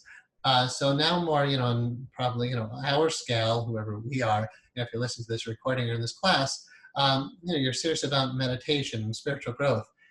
That means you don't really care about trying to fix the external world. You want the blocks out of your heart. That's the goal, because when the blocks are cleared, you will vibrate at a whole nother level and your world will change anyway. The thing is, do we change the outside world to fix things? Sometimes we do, it's okay. Or do we fix the inside world? I'm just encouraging you while you're doing meditation too, which is like all the time now, clear your blocks, get your heart free, get okay inside, and watch how your life improves because of it. Your actions, your behaviors, your relationships. I promise. I'm not in a state licensed hypnotherapy school right now, so I'm allowed to make promises when I'm teaching in a hut. Anyway, and it's my promise to you, when you clear your emotional blocks, your life gets better. That's how advanced meditators heal the world. We heal ourselves and the world gets better. So number one, don't suppress stuff. What happens when you suppress, that light, pure white light, gorgeous, beautiful, it's coming up, goes through the red anger block, and then now it's all red. When you suppress it, you put more red in there. I'm not taking too much time to explain all this because of the time we have, but just trust, suppression blocks the flow of all this energy we're working to open up. So again, stop suppressing. Don't use any substance to suppress. If you smoke cigarettes to make your emotions feel better, do your best to stop that. You are blocking emotion. If you use alcohol to stop emotion, I'm not saying you shouldn't drink, you shouldn't smoke a little weed or whatever, but if you go and you grab a joint to make your negative emotions feel better, you are suppressing. If you think you're using it in higher ways or other, like ayahuasca, some of these substances like ayahuasca can certainly blow through a lot of your blocks. But again, I'm just saying, if you use any substance to suppress an emotion, food, if you feel bad and you turn to food, you are suppressing emotion. So it's not that we don't eat, right? It's not that you might not have a cigarette or a drink or a Coke, whatever. You do it, live your life, whatever you want. Of course, I'm not telling you how to live your life. Just saying, how do you clear your emotional blocks? Don't suppress. There's blatant suppression, which is just tensing your body and not breathing. I'm not going to feel that. If you tense your body when emotion is moving, you're trying to move, you're going to block the flow of that energy. So breathe and feel. Just breathe and feel. Breathe and feel. So number one, don't suppress. And I can elaborate on that, but we don't have too much time. Number two, don't express. Don't act out on it. Don't let it move your body, your behaviors, your voice, your life. Like nothing. So then what do, right? So don't suppress, don't express. So let's say you're really mad. And there's a lot of people super mad, and watching this on the news, I'm like, if they only knew these teachings, the transformation right now would be so profound, because that's so much energy. So what does a meditator do when they're really mad or whatever? Because you're meditating every day anyway. So whatever you feel, you get on the meditation cushion. That's the secret. You won't be spreading lethal virus, and you won't be destroying cities. You get on the meditation cushion and you breathe. Now, I'm not telling people who feel like they have an injustice, not protest, but I'm concerned about clearing emotional blocks, right? So if I had that much anger in my system, believe me, I swear I would get on the meditation cushion, because I do every day anyway, right? So it's like you force yourself on the cushion. Your body is not allowed to move. That's part of why we're being really still when we meditate. Don't move, just sit. As we breathe into descending, the energy gets cultivated below all of our blocks. Let's go back to that image for a while. Now you hopefully see just how powerful this is just starting to be in the beginning. Here in the chakras, we're pulling all the energy down the descending triangle to the hara. Yeah, there are blocks in the second chakra region for most people, but that's going to loosen all that up too. Eventually, when it's doing it anyway, the energy is moving up your spine. The energy is moving up your spine, by the way. It's not necessarily awakening Kundalini for a lot of people yet, but you have energy moving through your chakras. The problem, though, is they're all very blocked, so the energy kind of has to snake through, and what's left is just this little trickle of life force, nowhere near the glory of God that's meant to flow through your system. That's why I'm not letting some of you who said, I can feel God and be angry. I want to encourage you, the anger is a blockage, and it's blocking the presence of the divine in your being. Right? So as you open and don't suppress, the energy has to come up and hit your blocks. If you stand in meditation with kind of rage a lot of people are feeling now, but just work with your own emotions, the energy gets forced up the chakra system. Your face will get red. You're like, oh, I just want to go kill someone. I just want to throw something. And don't move. What you'll start to feel inside is all that Shakti, life force, burning away the sanskar, burning away the blockage. You'll feel it. You know, your heart will hurt, your belly will get all hot. You'll feel horrible inside. This path is not for, that's why I said not everybody will make it through this meditation system. To sit on a cushion while you're infuriated, when your whole inner being is trying to tell you to go and attack, but you don't move. So now the white light is burning that red sanskar blockage. Eventually, it'll burn it away. The white light will come through. You'll feel bliss. You don't even know why, unless you understand this stuff. And that blockage will never be there again. Your external world will reflect that, usually pretty quickly, and your external world will harmonize. The external world is only a reflection of the internal world. If your internal world is filled with hurt, sadness, anger, fear, and guilt, that's what your external world will be like. Clear your blocks this way, the external world just heals itself. So again, I'm not teaching everyone how to live, just those who are interested in these very deep teachings. You just get on the cushion. We'll talk next week about how to witness yourself better, your lower self better. But for now, you don't really need to know that. Just keep your heart open.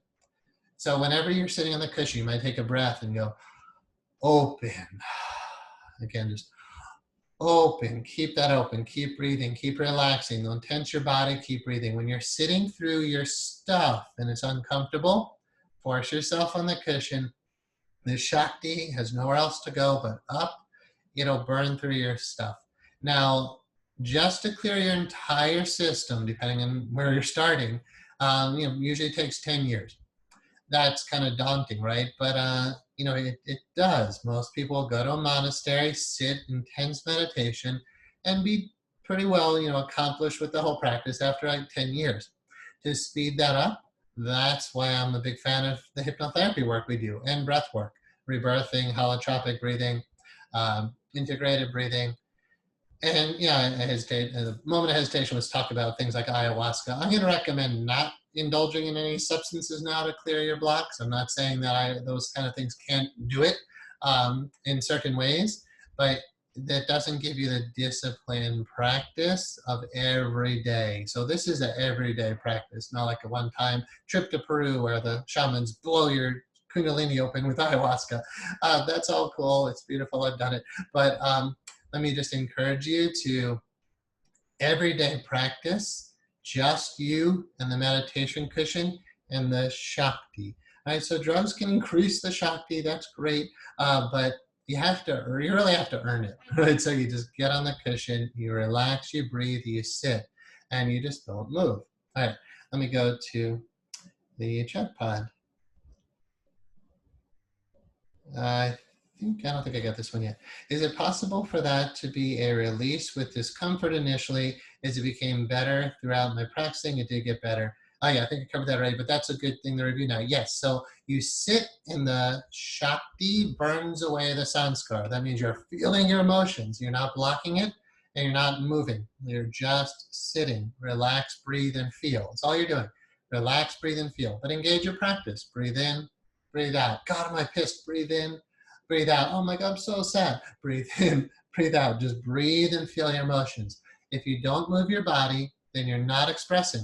You're not creating more karma, by the way. If you just sit, your sanskars, which will motivate action, create a lot of karma. Action, reaction. Anger moves you, cause and effect. You will create more problems in your life. Expressing your stuff does not get rid of your blocks. That's what we care about. I want that sanskar gone. So what's happened when people are really, really angry, which we're seeing now, right, on the news, all over the place, you have an opportunity. And I'm saying we, as meditators, use the opportunity to take all that intense energy to burn the sanskar away. I want to be okay inside, because the outside, you can't try to fix the outside to be okay inside.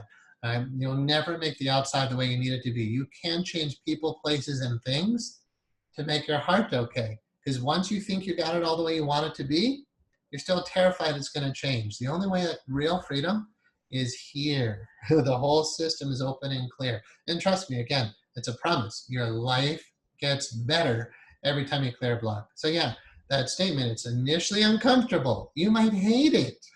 You'll be cursing me. Your mind's like, oh, just don't move. When the block clears, it's gone. Imagine you have, let's say, 50 major issues in your system, 50 big blocks.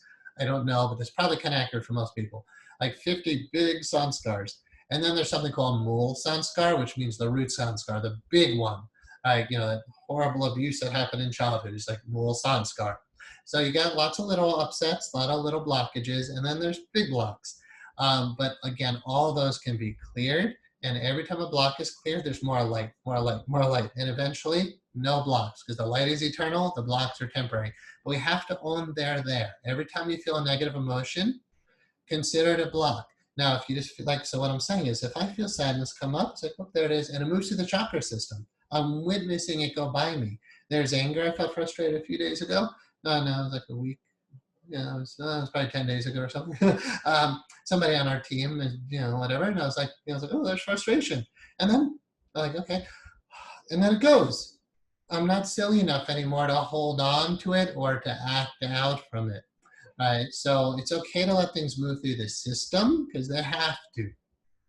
Just don't suppress anymore and really learn what it means to suppress. Again, tensing your body, not breathing or using any kind of substance, including food, to push down emotion. All right, someone said, speaking of love, your teachings have changed my life many times over. Opening my heart has been the most valuable pursuit of my life. Love you, brother. Love you, brother. All right, thank you. I'm not saying names, but you know who you are. Thank you. Okay, somebody said in clarification, didn't mean at the same time, referring to anger, like you can know anger and know God. Yeah, while you're sitting there feeling your anger, and keep in mind that really is because of your past and your unforgivenesses. Unforgiveness, you could, in yogic philosophy, you don't always hear the word forgiveness, you hear the term letting go. It's called viragya, letting go. So I observe there's anger in my heart. While I'm feeling that, I'm not feeling the love of God. Right? So while that's there, you're blocked. But the Shakti, the light, literally, so here's how it works. Look at the chakra system on the page. The Shakti is trying to move up your spine. Right? It's pouring up through you. It's pure light. It's pure love. Consider it God. Like literally, God lives inside of you. When you suppress an emotion, usually like in this area in the throat, then all the block stays in here. Underneath that is the white light of God trying to get through. Whenever you suppress your anger, you are fighting with God. Who's going to win? The infinite light is eventually going to win. But your power of will, by the way, is what you're using when you suppress willpower. You're taking the will of your own soul and pushing down your negative emotions. You're closing your heart. That makes you very anxious because you're afraid of what could come up, and very depressed because you're blocking your system. It causes all sort of throat, shoulder issues. So stop doing that. Your negative emotions will come up. The Shakti on the other side will clear that. And every time it happens, which can be every day, it can be all the time. It's like, when do you do this? All the time. It's not just when you're on the meditation cushion. That's just when you practice. Meditation is practice for life. So now you're driving your car and something pisses you off. Keep breathing. Relax your body. If it's safe, keep driving. Same teaching applies. Relax, breathe, and feel. Just relax, breathe, and feel. Eventually, all the blocks clear, and then you'll experience that God is everywhere. Closed chakras do not feel the presence of, you can't have a totally closed chakra, but highly blocked chakras, which most people have, I'm still doing a lot of self-quarantine and staying at home. So when I watch the news where I see a lot of humanity, they're all asleep. The difference between an awakened being and somebody who's running around like crazy, it's a huge example of somebody looting and breaking into Walgreens or whatever, completely asleep. Most people, I'm saying like 99+%, even the ones who aren't looting and vandalizing and all that, they're still asleep.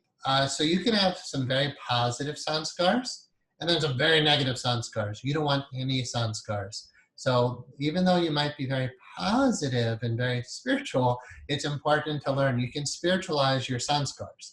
You can still be very blocked. It's not necessarily just hurt, sadness, anger, fear. There's deeper teachings about clearing all sanskars, which includes the positive ones as well. So let me encourage you. It might seem like I'm saying don't get caught in your negatives. Don't get caught in your positives either.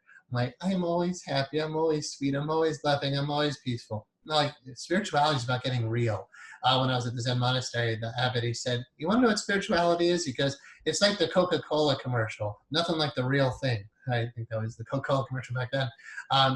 Like reality, real. Not so. Even though it's beautiful, remember we have yin yang energy, we have feminine energy, which you might see as more soft, loving, sweet. But then we have powerful yang masculine energy. That's not a blockage. That's power and strength. Women have that too. So it's not necessarily masculine or feminine, right? You have power. The word Shakti in Sanskrit is power. But it's not power when you're angry, because the anger is fear, and that almost always comes from a belief that you're powerless. You have the energy of atomic bombs in you, right? Every atom is made of God knows how much energy, right? The energy of God is in you. That's no small thing. So stop suppressing, stop expressing, relax, breathe, and feel. Next week, as we talk more about the higher consciousness, we'll talk about how to witness, observe the lower self and how to speed up the process even more. But honestly, aside from this, which is a full-time job, once you understand, you don't do this sometimes. Like, well, sometimes I'll suppress, sometimes I'll vent my stuff. Like, no, never. You're doing this all the time. Yet, like I said, if you want all your blocks cleared to the level that they can truly be cleared, it's a 5 to 10 year process. I'm going to say more towards 10 of just doing it with meditation. If you do it with really powerful hypnotherapy combined with breath work, we're talking, possibly I've worked with clients once a week for a year, 2 years, 3 years. The longest was 4, but she didn't get totally clear. But I call it cleaning house. They're long-term clients, and every week we just clear another block, another block. Eventually, you can't find any more blocks. No more childhood stuff, no more past lives. You're clear, you're free. Again, that's what I'm offering, encouraging, even though you have to be very great to do this. Most people will not sit on the cushion to do this. And like I said in the other class, you have to be motivated to do it. If you don't know, like, why would I do this? Sitting is difficult. I don't want to sit meditation. I'd rather watch TV. I'd rather drink a couple of beers and watch sports. Okay, but if that doesn't clear your blocks, if you really want to be free, then yeah, minimum 5 minutes on the cushion. But again, we're talking about liberation, and to me, that's worth more than 5 minutes on the cushion. All right. Somebody said, thank you, Matthew, for clarifying the nuance of anger experience and knowing God. Yeah, just imagine God is the white light that's everywhere. You've got a red anger block here. So God is still all over the place, but here's your stuff. God will purify that too. So yeah, it's like when we witness it and make space for it, we are the observing consciousness. You are spirit. So you are God, right? That energy is here now. You are that. But what's this thing? What's this anger blockage? And it's not just one right here, right? Imagine, I'm just talking about one that's right here for the demonstration. But if there's 50 of them in there, the Shakti that trickles through that is nowhere near. So remember Ramakrishna I talked to you about, great saint who lived in India not too long ago, within the past 100 years. There's pictures, black and white pictures of him. There's a picture of him with one hand like this, the other hand is like that, but down. And his eyes are rolling back up in his head. And he's multiple times through the day passing out in ecstasy. That's what your insides are meant to be like. Anything else is just blockage. Now, he was unique. Most people, great saints I've known, studied and known in person aren't necessarily like that. But there's a unique expression of what it's like to be really clear. Okay, just for the sake of time, please be sure to read what's on this page, which is page 7. We just want to read this, and then we're about ready to move into things. Meditation number 2, heart-centered. The small circle in the center of this symbol represents the region of the heart chakra. Its center is located on the midline of the sternum at the level of the 4th intercostal space between the 2 nipples. So if you could feel in between your rib cage, but you have to know how to count that from the top or from the bottom up. So don't worry about the 4th intercostal space. That's just for people who are super precise. Basically, the heart is at the level of the nipples, right at the center of the sternum. Pretty much like right there. In acupuncture, that's Ren 17. It's as exact of a needle point as you can get. right in the center of your chest. But it doesn't matter. Just it's a big chakra. You can't miss it, right? It's your heart chakra, but it does have a very precise anatomical center, which is mentioned there. The star itself represents the union of ascending and descending at the heart, the place where the human and the divine are one. Energy is pulled from the hara to the heart and then cultivated in the heart. So I'll get on the cushion in just a moment. When we breathe into the hara, we're cultivating Jiriki. And if there's one word for what we're doing when we're down there, we're becoming very grounded, maybe two words, grounded and focused. When we go to the heart, we're still keeping a lot of that focus, yet now the energetic is about love. So take all of your awareness, all your energy, and just be here now, because that's where God is. And then move it up to your heart and open your heart to love. Self-love, like I said, if you don't love someone else, you're angry at them, you haven't forgiven them, there's not love in that relationship yet, you're not experiencing the whole. You're not one with the whole, because that person is part of the whole and you feel separate from them, so you feel separate from the whole. Therefore, you don't actually feel God in that moment. Because you can't love that space of that person, then you're not experiencing universal love. If you can't love this space of you, person, then you're not experiencing God either. So self-love, when we breathe into the heart, really becomes the essence of the work. Self-love. Can I love everything in this space?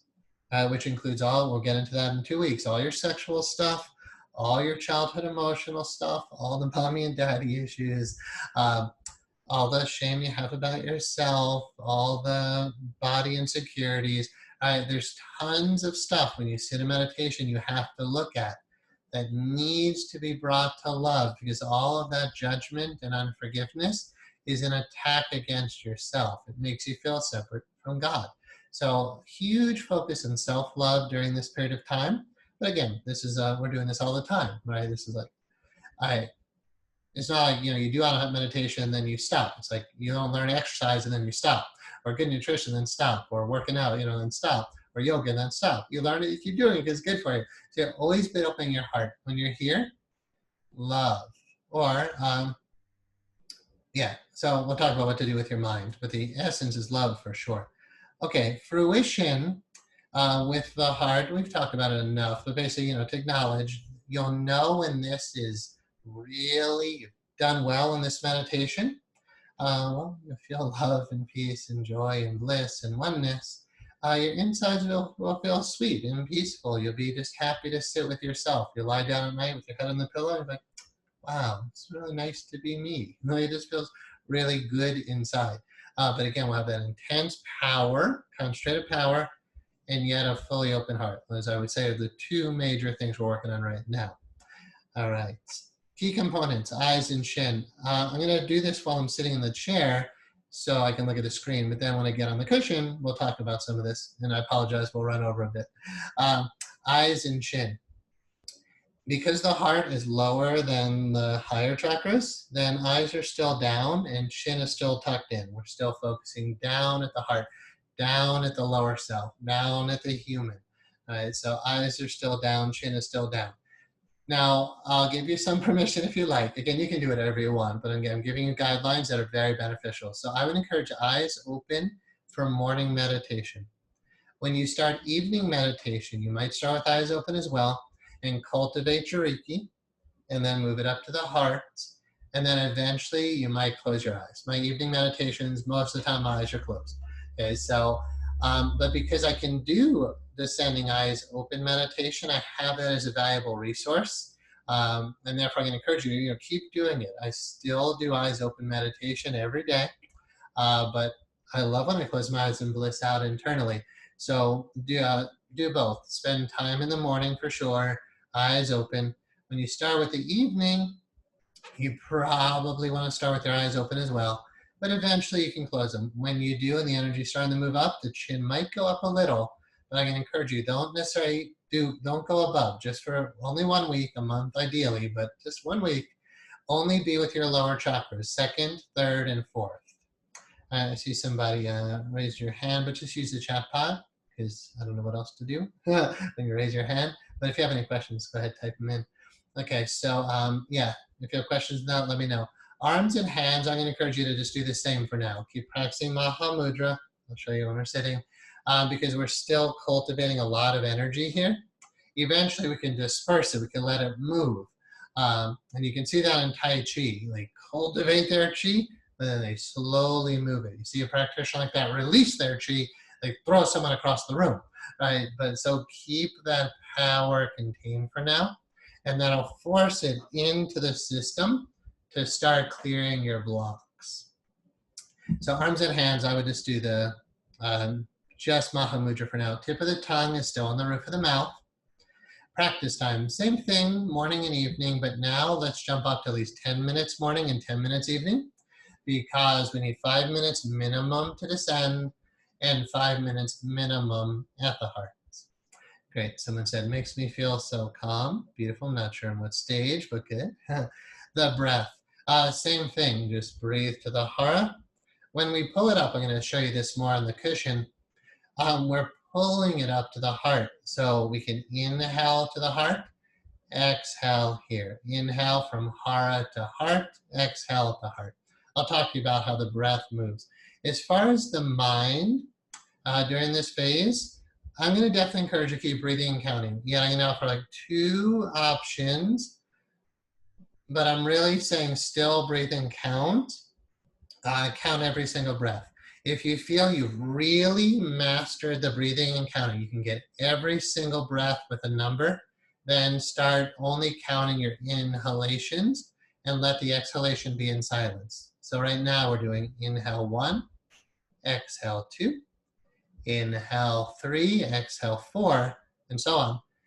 If you feel like you've really got that and you want to not be so into counting, but I still recommend doing it for sure, inhale 1, exhale. Inhale 2, exhale. Inhale 3, exhale. And start to become intimate with the silence that's there when you're not counting. But you'll notice there's so much mind that you're really going to want to just go back to counting every breath. Inhale 1, exhale 2. Inhale 3, exhale 4. Once you feel you pretty well have mastered that, because you're not consulting with me every week, if you were really starting with a Zen master, for instance, you would sit down and you'd say, all right, I've really got the breathing and counting. What's next? So this would be what's next. But again, you're going to have to kind of be your own be honest with yourself.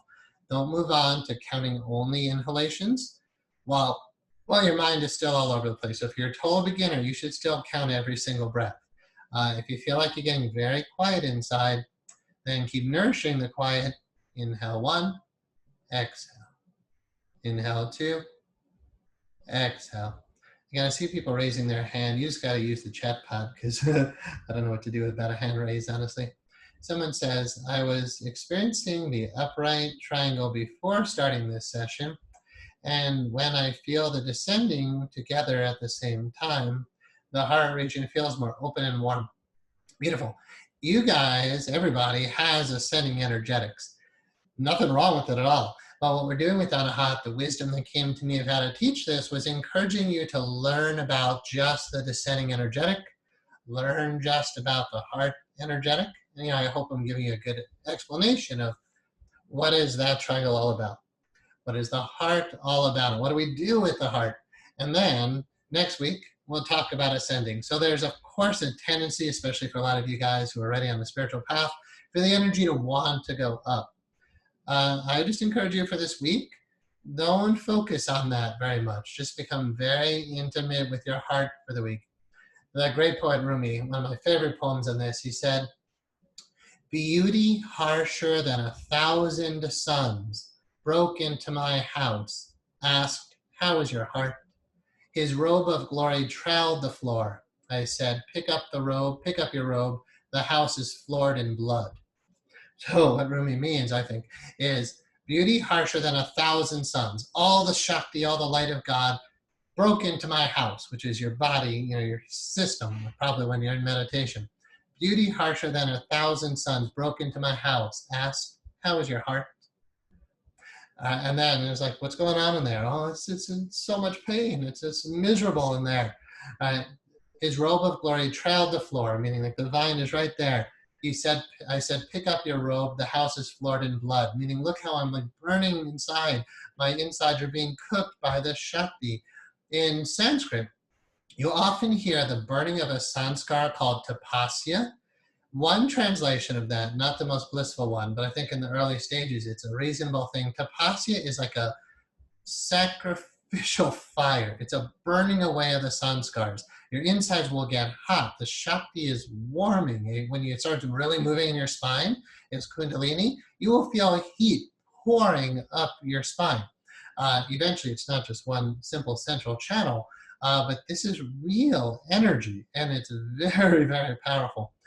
So that's what's going to clean up all your insides. And yeah, it's not always that pleasant, but again, just keep opening, keep opening. All right, so with the breath and the counting, what we do with the mind, count every breath, 1, 2, 3, 4. But when you're feeling you really got that well, then only count inhalations. If you want a little something more to do with your heart, because it's all about love, I use that word. I'll just breathe into my heart, and I like the little mantra, only love. Just breathe into your heart, exhale, open it, only love. Only love. You don't have to say that every single time. I would still do breathing and counting, but you're going to have thoughts, right? Your thoughts should think the thoughts you think with God. I'll say that again. Your thoughts should think the thoughts you think with God. If you're in there going, I hate that person, what am I going to do? How am I going to pay the bills? God isn't worried. God isn't afraid. God isn't angry. God isn't attacking. So you want to start getting your mind to think thoughts the way the divine would think thoughts. God doesn't actually yap in English like that, but like the divine mind, right? Divine mind is the expression of love. So let your mind start thinking thoughts with God. So there might be so much else in your heart that doesn't feel like love, the love of God. But when we're focusing on the heart, love. Don't suppress the anger, the fear, the sadness, the guilt. Let yourself cry. It's all there. And again, you can just breathe and count, or just breathe. Right? You're just, eventually you'll let go of the counting and you're just breathing. But if your mind's all over, you really need something to do with your mind. Most likely next week, I'll introduce you to mantra practice, how you can integrate mantra into this practice. And there's some very beautiful, powerful mantras. But you don't want to have so many practices that you don't develop that intense concentrated power. So I would encourage just breathing and counting for now. But if you're going to think thoughts when you're at the heart, love, open, let go, right? Those would be healthy, beneficial thoughts. Someone said, heat up the spine. I call that a hot flash. Well, it's not totally a joke. There's only one Shakti. And sure, at a certain age in your life, right, menopausal, you could have hot flashes, but it's still Shakti. The difference, I imagine, I don't know, it's not a woman's body, but the difference with Kundalini Shakti moving up the spine, well, I imagine it just feels very different, even though I don't know. All right, anyway. So let me get on the cushion. We'll spend, and we're running a little bit over, but not too much over, probably about 15 minutes or so. Before we do that, hold on. Page 11, discipline. Almost done with the screen share, then I'll get on the cushion. No, we're almost done. Discipline. So force yourself, if I didn't make that clear, force yourself to get on the cushion.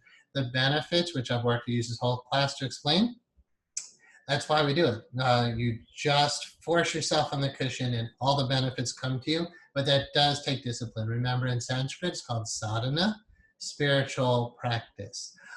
Without spiritual practice, without training the mind, the human, we don't move into the later stages. When I show you the stages of spiritual growth, you'll see most of the places where people who are into this kind of stuff, they're in stages like 1, 2, maybe 3. But once you get to stage 4 and 5, you cannot go through that without spiritual discipline. Because if there's no discipline, then your ego runs the show all the time. Every time you get on the cushion, your ego doesn't have a chance to run the show. It's ego that's out there being so destructive. You know, stuff we see on the news is pure ego. When you force yourself to sit on the cushion, your ego doesn't stand a chance. Right? It's going to burn away. It's a process. But again, without discipline, that process doesn't really happen.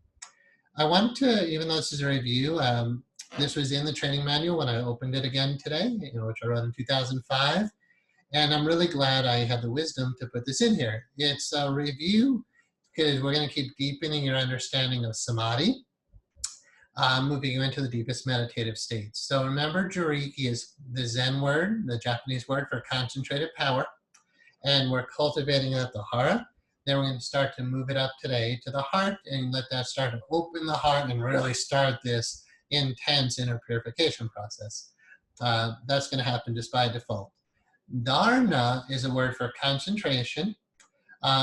Yet when we use the Sanskrit words here, dharna, dhyan, samadhi, the combination of those three is sanyam. So sanyam is the combination of dharna, dhyan, samadhi. I'm just planting seeds now because if we only focus on the physical body and the breath and these energy grids, you won't go as deep as possible. Right? So if I, and not if, as the system and as I intentionally guide you through stages of samadhi, you will be achieving the deepest possible meditative states. And again, the system is extremely holistic, comprehensive. It covers everything that I could imagine that you'd want it to. And it has to cover the deepest meditative states, or what's the point? So descending isn't the deepest meditative state, and heart-centered, just, these on level 1 on the physical body level, and not as deep as it can go. But again, we're unfolding a very big thing over at least 4 months. So dharna is concentration. Dhyan is meditation, where you become very intimate with what you're focusing on. So just focus on anything. I'm looking at a camera. Look at me or whatever. But find like one spot to focus on. And as you're really focused on that one spot, that's dharna. Dhyan is as you become one with that one spot. And samadhi is oneness. No fiction between you and the thing that you're looking at. You want to start developing that mental muscle in meditation. And right now we're talking about doing it with physical things. A spot in front of you, your body, your hara, your physical heartfelt sense, the breath. Right? We're still very 2-3-dimensional right now. And I say 2-dimensional because the body kind of is just like a flat plane. I know it's 3-dimensional, but these energy grids will feel very 2-dimensional. Eventually, we're going to start to acknowledge there's more dimensions than just 2 or 3 dimensions. And that'll take you into some extremely deep states. But again, all the blocks in the heart got to get cleared, and the mind has to get focused to go in these deeper journeys. And then every time we talk about samadhi, it'll mean a little bit more each time. Great. The energy has to go up or shift up, ? I found it hard to keep the energy below, and I would get distracted by my heart space or feel energy there. So it was hard to start below, basically. I've been meditating for a while, but never been organized like this with the energy or as disciplined. Yeah, so there's going to be habits, right? Those of you who have been doing a lot of ascending kind of meditations, it's a habit to go up and out. That's fine, because we want to know what that channel is like too. Like core central channel goes up and energy goes up. That's part of your being. We'll cover that next week. Your heart is part of your being, but so are your lower chakras, which includes the sexual energy. So eventually we're going to unfold and open and embrace and allow for the energy of all the chakras to be fully there. Again, most human beings have no idea what that even means. But if you don't nurture the descending trine in the lower chakras, then you don't have mastery over that level. So the big thing that I teach is life mastery, the life mastery course, or the self-actualized life. Remember, self-realization can occur by just ascending, but then you become the saints like Ramakrishna, who can't function as a human being. This day and age, those are good role models. Right? I love the great saints and sages, but they're not great role models for living in the United States or whatever in modern society and having a business and a family and teaching and doing things. If you're doing like monastic level practice, you can renounce a whole lot of things. But most people are doing lay practice, which means you're a householder. You have the husband or wife, whatever. You have your significant other. You have kids. You have a job. The need for descending then is crucial. Because as soon as the out-of-body experiences start and the mystical experiences start and there's all this ascending stuff is going on, Kundalini is going up, if you don't have the ability to ground that, you won't be a very functional human being. Just trust me in that one. So yeah, thank you for sharing that. So the energy does go up, but we can come down and in too. Even though I'm saying like you're surrendering to the energy, the word on the screen, yam, yam is to control, to regulate, to restrict. So kundalini, you really just want to surrender to. But with the Shakti, the energy, I'm hesitating because it's such a complex topic, and I want, I don't want to seem like it's a paradox or a pair of ducks. But in a paradox, it would seem like I'm supposed to surrender to the energy, but control the energy. Kind of like, yes, you're pulling it down into your body, but you're also allowing it to do its own thing. That won't be a paradox at some point. Right now, I can see how it is. So yam is to control or regulate, even though the deeper teachings are really just to surrender. But if we don't have concentrated power, discipline, trained mind, yeah, we don't go very far in practice. Thank you. Awesome. Recommendations for heart-centered and lesson number 2. So there are sections in my 2 books that are based on the 2 books I've written for this stuff that cover this. So I'd recommend reading those. The Opening the Heart teachings are on our websites. I don't have them publicly available right now. But if you don't have access to that kind of stuff, you can purchase it on our website or just find a way to get access to my Opening the Heart teachings. And then the Life Mastery course, you might, if you don't know about that, that's also on our instituteofhypnotherapy.com website on the shop, or our students in the hypnotherapy school have full access to that whole thing. It's a good time to start consider life mastery, success in every aspect of your life. And we won't go into that today. I have a lot of free recordings in that on our websites. Work on loving and harmonious relationships, right, is a major goal during this. Start learning about forgiveness during this time. And then handling 3rd and 4th chakra issues. That's basically, I'm going to say simply now, clearing your emotional blocks is really what it comes down to. Okay, that made it through. And then the last, we're going to sit on the cushion after I look at the chat pod. Remember the last page of every training manual, which I didn't acknowledge in the last class, gives you instructions about when you're ready to move on. So the bullet points in this last page talk to you about fruition of each meditation. So like when you get to, so I hope you'll look at that. The last page of the lesson 1 training manual is what does fruition of descending look like? And then what does fruition of heart-centered look like is what's there. And technically that's when you're ready to move on, even though of course we're teaching this once a week. Someone said, when I was trying to open my brow chakra or 3rd eye without knowing, I did what you were saying about the steps of Sanyam. Good. The sensation that I had was like doing a zoom using my eyes. I don't know what you mean by that. It's something like that, question mark. So yeah, don't do it yet. I'm encouraging everybody to forget about your higher chakras just for another week, to really be intimate with the lower stuff. So 2nd, 3rd, 4th chakra region. When we start going here and where eyes are closed, we'll take the Sanyam power, Dharna, concentrate here, Dhyan, merge, meditate there, Samadhi, experience oneness there. That's what we're doing. So Jariki is basically the same word as Sanyam. You put your attention wherever you want it to go, energy follows and blood follows. That's why it's not good to be stagnant or stuck in any one spot. This system eventually will be moving energy through your whole system as this beautiful flow, and energy won't get blocked, but will cover every single aspect of your being. Again, I didn't invent this stuff, so I'm just like, wow, I'm in awe when I watch it myself. So yeah, that's what's happening when we open the 3rd eye, but same with the heart, which we're going to do in just a moment. So thank you. Awesome. Somebody said, I'll stay as long as you guys like. If you need to log off, I'll post the recording later. Some years ago, after forgiveness exercises and during meditation, I had an ascending flash of light from the base of the spine and so much bliss, but some time afterwards it was gone. Was it a partial Kundalini ascension? You could say that because there's only one energy.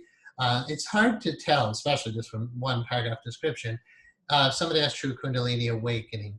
When we probably talk about this, well, I'll touch upon it now, maybe a bit more next time. There are 2 good books I would recommend if you want to really read what intense Kundalini awakening is like. Gopi Krishna, G-O-P-I, Krishna. Gopi Krishna, his book is called Kundalini. There's a subtitle, but if you type that, you'll find it. His experience was gut-wrenching, and it gives you some sense of what an awakened Kundalini, while there's still blocks, is like. And then a very good story is Jiddu Krishnamurti, Jiddhu, or just J. Krishnamurti. Um, the book is called The Years of Awakening. I think that's a 3-part series, but it's part 1. And it talks about his relatively early years of intense spiritual growth, what usually happens with intense Kundalini awakening. So I think the answer to your question is yes, you got a flash. It's not full, right? It flashes and it goes away. In the stage of spiritual growth we'll look at eventually, you might call that stage 3. Again, I have to talk to you more. Stage 3 is the first glimpse of the light, and then it goes away. It's kind of what happened to me January 13th, 1992. Bam, tons of light, only light, mind-blowing, and then it goes all dark again. But you'll never be the same again. It has awoken, it is moving. So yeah, I would say that's the beginning of Kundalini awakening, but you could say maybe the beginning. And that's true, that's safe to say. After a few years of practice, not just living, but spiritual practice, it started burning through those sanskars, and its burning is literal, the warmth, the heat.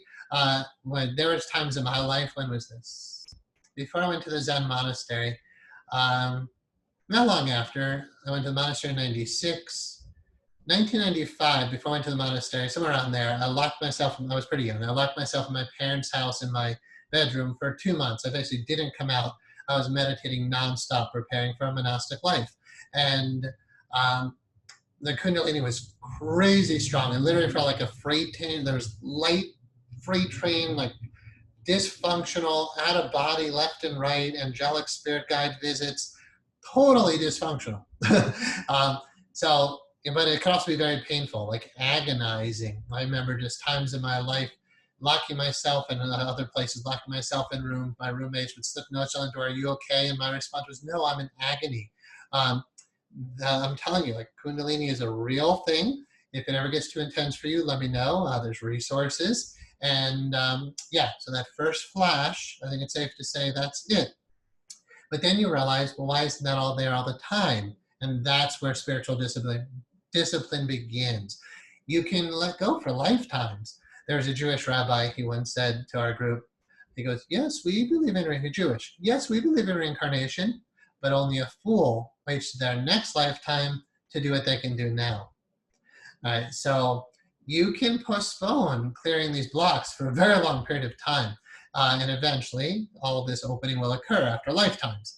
But if you want it in this lifetime within a matter of years, 5-10 years, you get on the cushion, you force that Shakti. That's like the Yam, the control part of it. You force the energy to move through the chakra system because you're not letting it go anywhere else. You're not acting out on your emotions. You're making yourself cultivate your energy to clear your blocks. So that's a really good question. Awesome. And somebody just wrote there, The Awakening. What was the book called? Gopi Krishna Kundalini? Yeah, The Awakening of Kundalini. I think he has 2 books. It's an amazing read because he really wasn't prepared for it. Here's the thing about our system. It prepares you for it. We are cultivating the energy. We're opening the chakras. We're never gonna, again, I told you, I know how to do that if I'm with you. I know how to awaken your Kundalini, but it's irresponsible. The responsible thing to do is you open the chakras, you clear the blocks, and it'll awaken on its own when it's ready.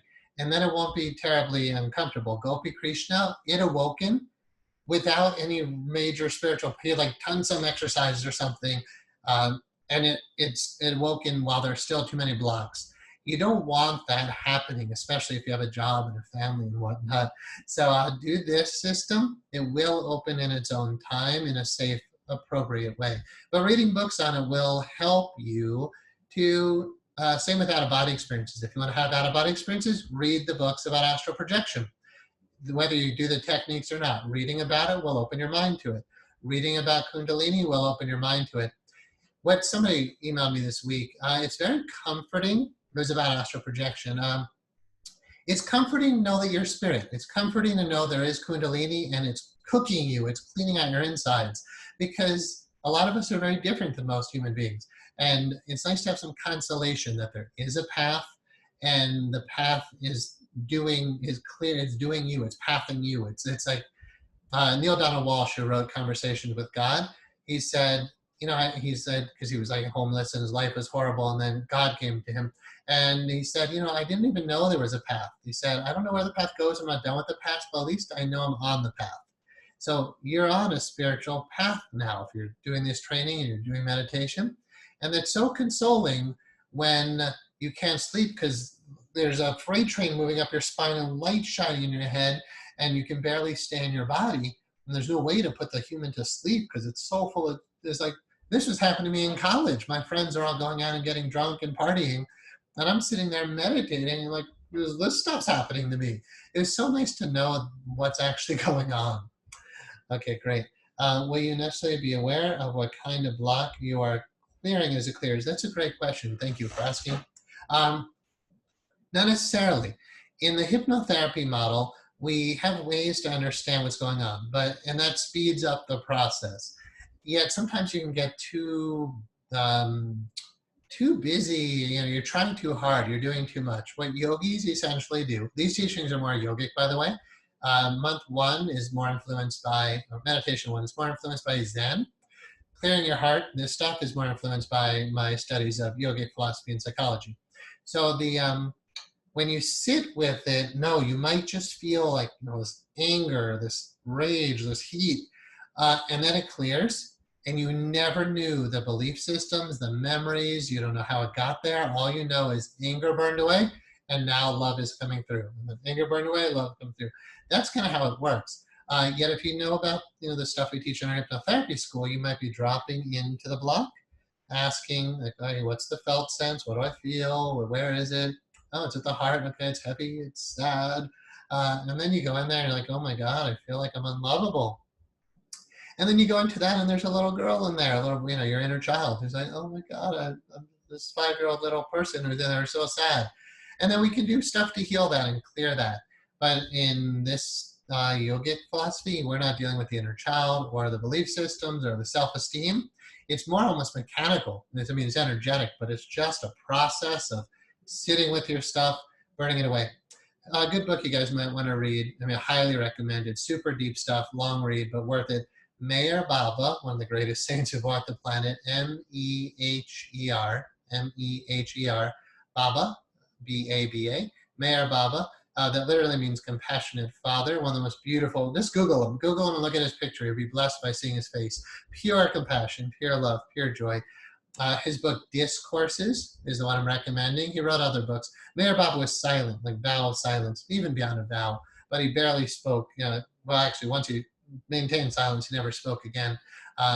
But he spent a lot of time in silence and solitude and total recluse. He had disciples and people around, but he would just lock himself away doing very powerful inner work. And he's total blessings to the world, but most people have no idea what he did. His book Discourses talks about sanskars. He calls them samskaras. I think not the best transliteration of the word, but anyway, samskaras. And he talks about 5 ways to unravel sanskars.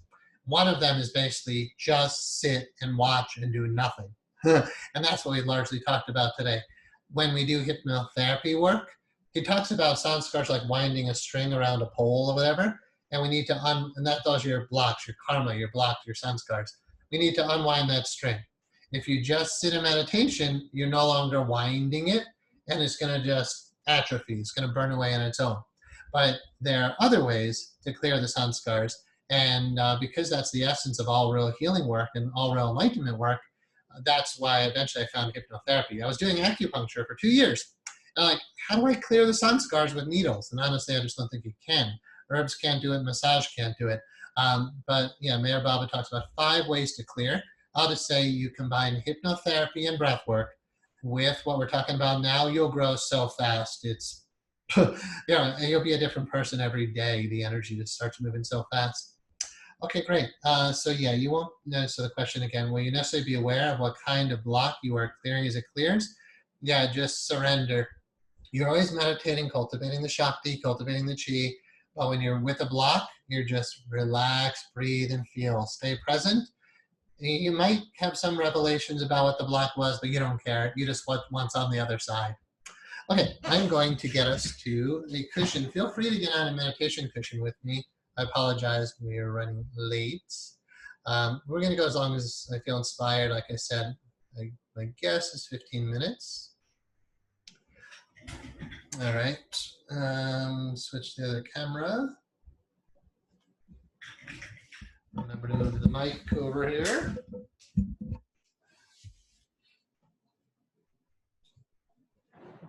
There we go.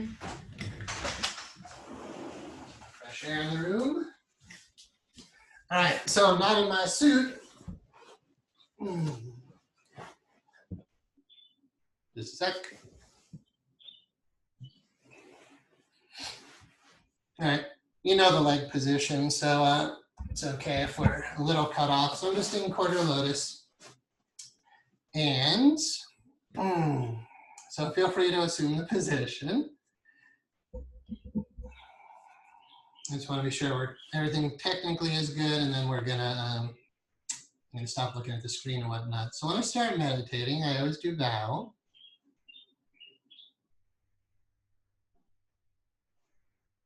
Hands come to Maha Mudra. Sorry, Cortana just turned on, 1 sec. Okay.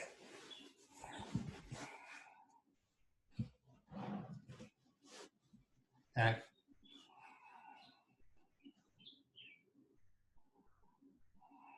So I'm just going to tell you what I'm doing is I'm settling in. The first thing is asana, body posture. Right? So when I say, I'm joking when I say assume the position, yet when you take the body posture, it's the most important thing, right? This whole pyramid shape. And I do feel more inspired, inclined to put the other foot up. So, yeah. Half lotus, but do whatever's comfortable for you. And then hands to Maha Mudra. Chin is tucked in a little. Eyes are open, focus down. So with the foot here, you'll see the hands are a bit lopsided, but that's okay, at least we're conscious of that. So now I go right to meditation 1 at the heart. Inhale 1. Exhale 2. Tip of the tongue is on the roof of the mouth. Inhale 3. Exhale 4. Inhale 5. Exhale 6. So keep going. When you get to 10, just start again at 1. What I'm doing though internally, notice if I'm going to be silent now, pulling the energy down to the heart. Right, so here's my navel. There, that, and then inhale 1, 2. I'm gathering all of my energy in the region of the heart. Releasing the past.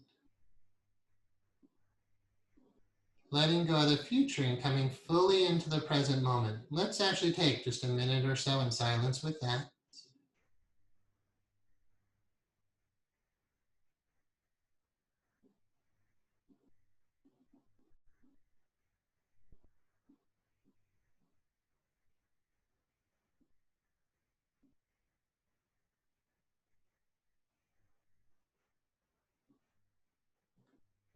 So because I was teaching before, a lot of my energy is actually a bit higher up in the throat region.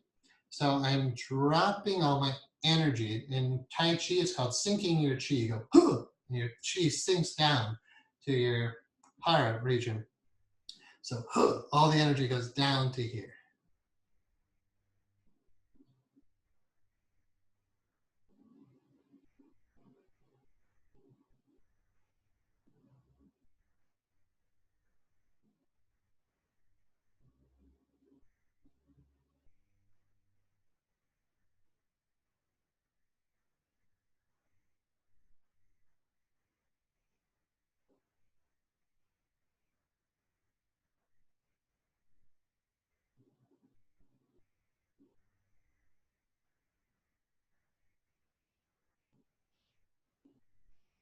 I'm becoming one with my breath. so that it's not like there's a me and the speaker, the voice, and then breathing and counting and hara. It's every bit of who I am, consciousness, quiet mind, focused, powerful energy, breath, hands, legs, spine. So my hips are, there's a curve in the low back I talked about last time. Even though the spine's going up, energy and body, everything relaxes down, but it's powerful and strong right to the heart.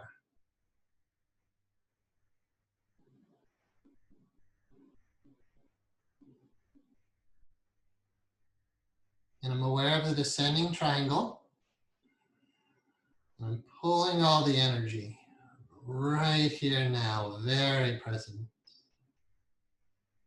And again, very powerful.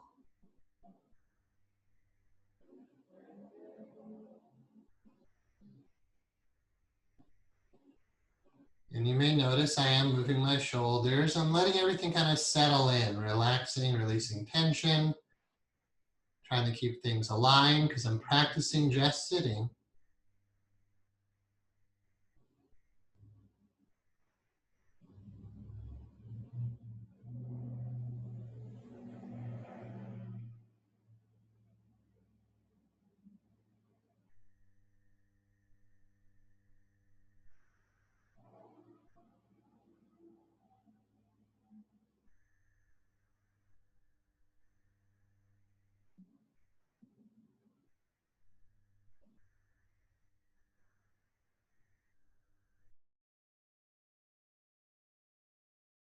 Now, when you're ready to move to meditation 2, heart-centered meditation, the first initial breaths, we inhale up to the heart, and then we exhale at the heart. So it's inhale up, exhale, keep the energy there. So the inhale still pulls it up, core central channel. Exhale opens all this. So I'll move my hands with the breath. So first I'm inhaling here, meditation 1, cultivating the chi. And then inhale, exhale. It's still kind of contained because you have this circle here. So the same sphere that's here, we're moving through the third chakra, up to the fourth chakra. So inhale up to here, exhale at the heart. We're carving the central channel open. Inhale, exhale.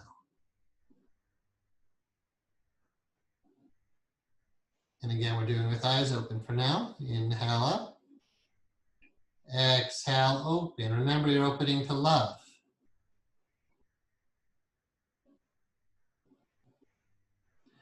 Now, after we do that for a little while, inhale up to the heart, exhale at the heart, then just focus here. So inhale at the heart, exhale at the heart. But it's really important because it's not in the training manual or anything. The movement up, we're descending.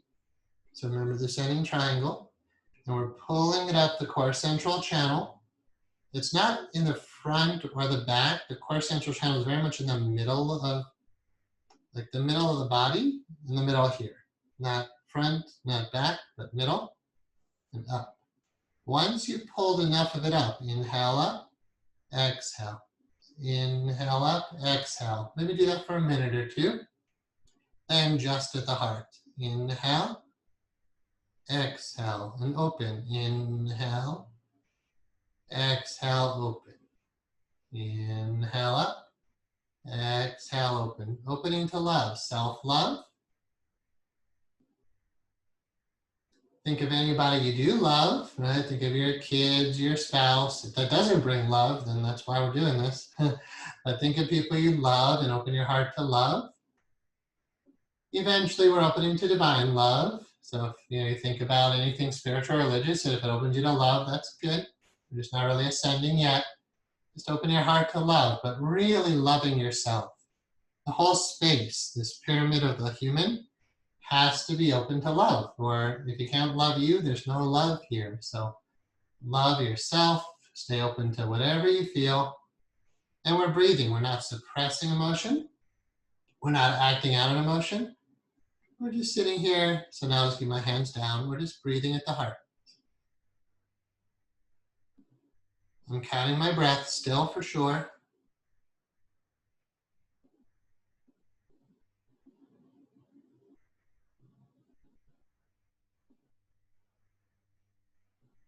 Still mindful of my sitting, relaxing my shoulders, keeping my spine aligned. The diaphragm, when you inhale, the diaphragm still pulls down to the belly.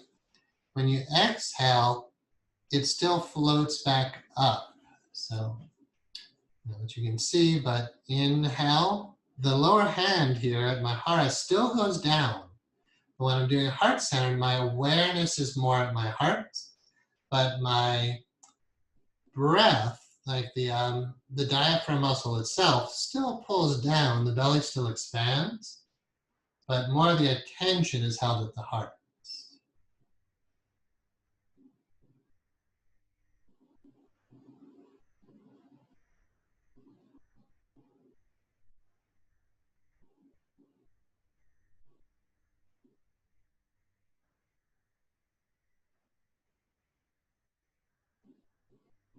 So if you're doing descending meditation in the morning, you're opening your heart to love, so you're getting grounded to start your day, and you're opening your heart to love to start your day. And to remember the real practice of keeping it open so the energy can purify you, because the real challenge, it's not when you're on the cushion, it's when you go about your day and somebody says something, you watch the news, you go to your job, people are going to push your buttons. And so you're just practicing through the whole day, keeping that open. So morning is usually eyes open, get centered, open your heart. There's other meditations, of course, but for now, for this next week, get centered, open your heart, start your day. And then at night, when you sit down, I'm still going to recommend for now just practice with this mudra, but I'll introduce others eventually, maybe next time. And then at night, actually, honestly, I relax that when I close my eyes. So when I close my eyes at night, I'll keep my hands, at least keep your hands in your lap for now. There's still this cultivating of energy and linking the meridians. I'm going to keep my heart open. Chin goes up a little. Tip of the tongue is still on the roof of the mouth. But now when I breathe right here, so now you can do descending first, so with eyes closed. Pull it up. Open. And then we just start, when it's really, if you're sitting through emotional blocks, okay. And you got to do that when you got to do that. When your heart's opening to love, let's just go there for a moment.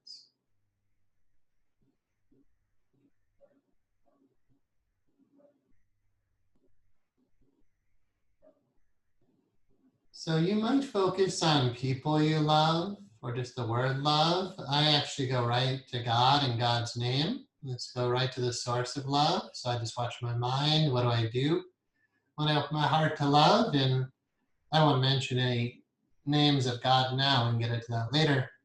But I immediately chant one of the sacred names of God. And I invite in the presence of the divine into my heart. I'm not thinking I can make love in my heart by using the word love. I'm inviting in the love of God, which is the one reality, into my heart right now. And if you do that as well, then we have a lot of people doing something very sacred at this moment.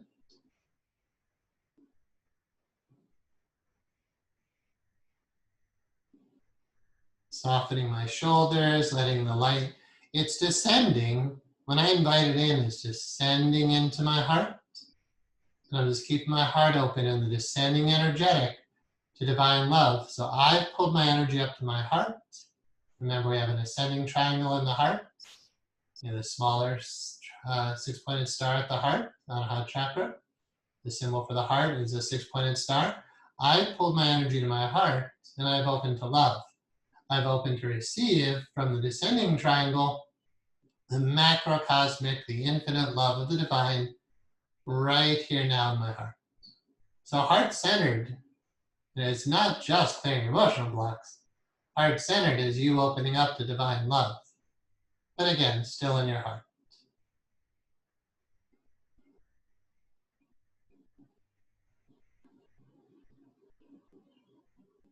For me, this is devotion. This is devotional love.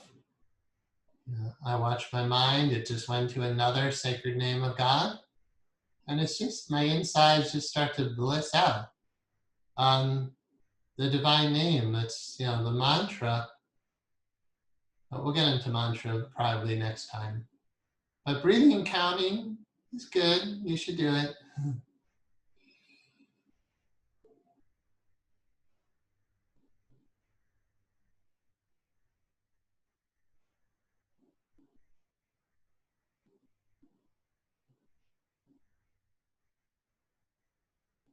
So there is a tendency for my chin to want to go up and for the energy to go higher, because I'm not stuck on meditation too. But let me encourage you to, for this week, keep your energy at your heart. But when the energy wants to go up, just practice for 5 minutes, hold it at your heart. After that, do whatever you want. So if it just decides to go up and you have your own spiritual devotional practice, go for it. But just always remember, if you're doing this, start with meditation 1. Move to meditation 2. As this really starts to open and wants to move freely, you let it. That's, so there's yang, discipline energy. And then you might say there's yin, more of this unfocused, free energy. But we do want both.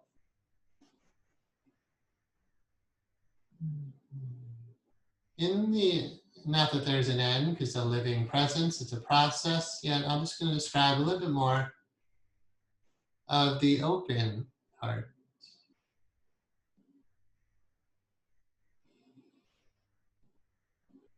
There's something called the hridayam, or hridayam, Hrid, it starts like that, hridayam. It's your heart cave. That's the translation of that. So when I do on a hot, heart-centered meditation, I move into the heart cave. There are geometries here, but we don't need to focus on them now. Just go to the circle, the sphere, space of the heart.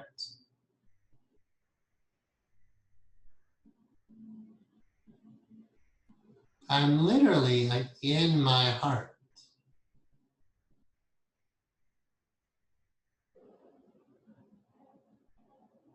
I'm pulling Sanyam power to the very center of all that. The lower energy is coming up to it. The higher energy is coming down into it. I'm just staying open.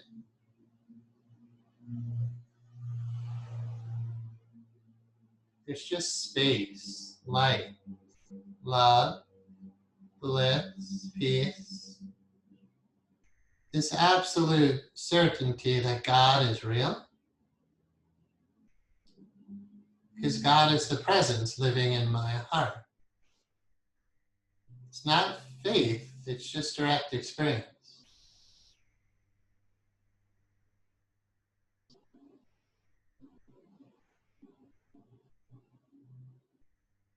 If you're meditating with me still, just keep opening your heart to love.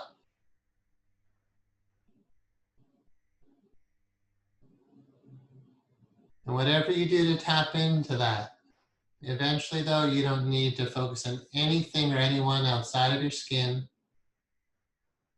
You're just falling in love with love. Khalil Gibran wrote in The Prophet, love is sufficient unto love. Just find the love in your heart and concentrate on that. That's meditation too. Find the love in your heart and meditate on the love in your heart.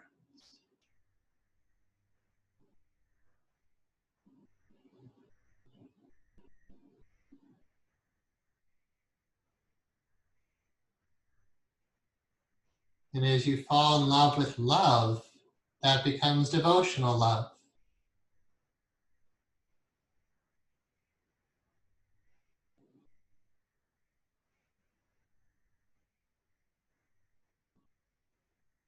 And ideally, that's how you go to sleep at night, and that's how, and so at night, that's how you go to sleep, and in the morning, when we do it, that's how you continue with your day.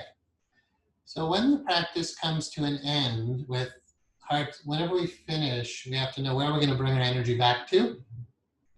For the heart, you can just leave it right there. So you don't have to move it anywhere else. Just keep your heart open and go about your day. So when I'm done, and my eyes were closed, but if this is morning and I'm going to continue with my day, I would put my hands back in Maha Mudra. So I invite you to do that now so you can feel this. Hands back to Maha Mudra. Eyes are open, chin is down. And I'm being very present. So my heart's still, it's all there, but I'm descending again. Just taking it a little bit lower so I can continue with my day. You might do this at night too, because eventually it gets so good, you can't sleep. But if you descend and ground and kind of just chill out with it, just be here now and breathe. Then you can continue with your day, fully grounded, with a fully open heart, and more fully open to spirit. So to me, that's what Anahat is. Fully grounded, with a fully open heart, fully open to spirit. And then when the practice is done, I quite often just put my hands to Pranam or Yasho. Elbows are up. It's very mindful. And so it's nice when you start your practice, when you end your practice, you're going to bow in acknowledging this is now sacred space. You're not really bowing to anyone. You bow to God if you want, but you're not bowing to another person or to me, for God's sakes. You're just acknowledging the sacredness of the space. You immediately engage your practice. Just 1, 2. Move it to the heart. Open all that, whatever you're doing there. But again, breathing, counting is good.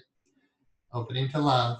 And then when you're done, you very well might want to beware your heart again, but very much from your heart. And then you get to live your day grounded, fully in your humanness, fully open to spirit. All right. I'm going to go back to the computer for any last questions or sharing, discussion. And thank you for spending this time with me. So if you need to log off, no problem, but I'm here for further question and answer. So once again, thank you, everyone.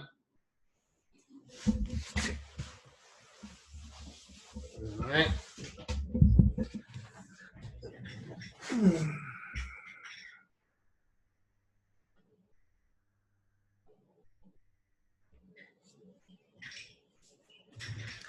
All right, great. So last question, sharing, discussion.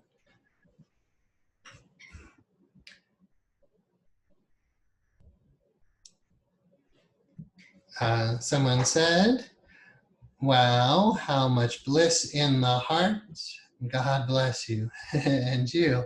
Yeah, so that's what it is. You have to get through meditation 1, kind of down to earth descending, but now you're getting a taste of where all this is going. There's only meditation 2.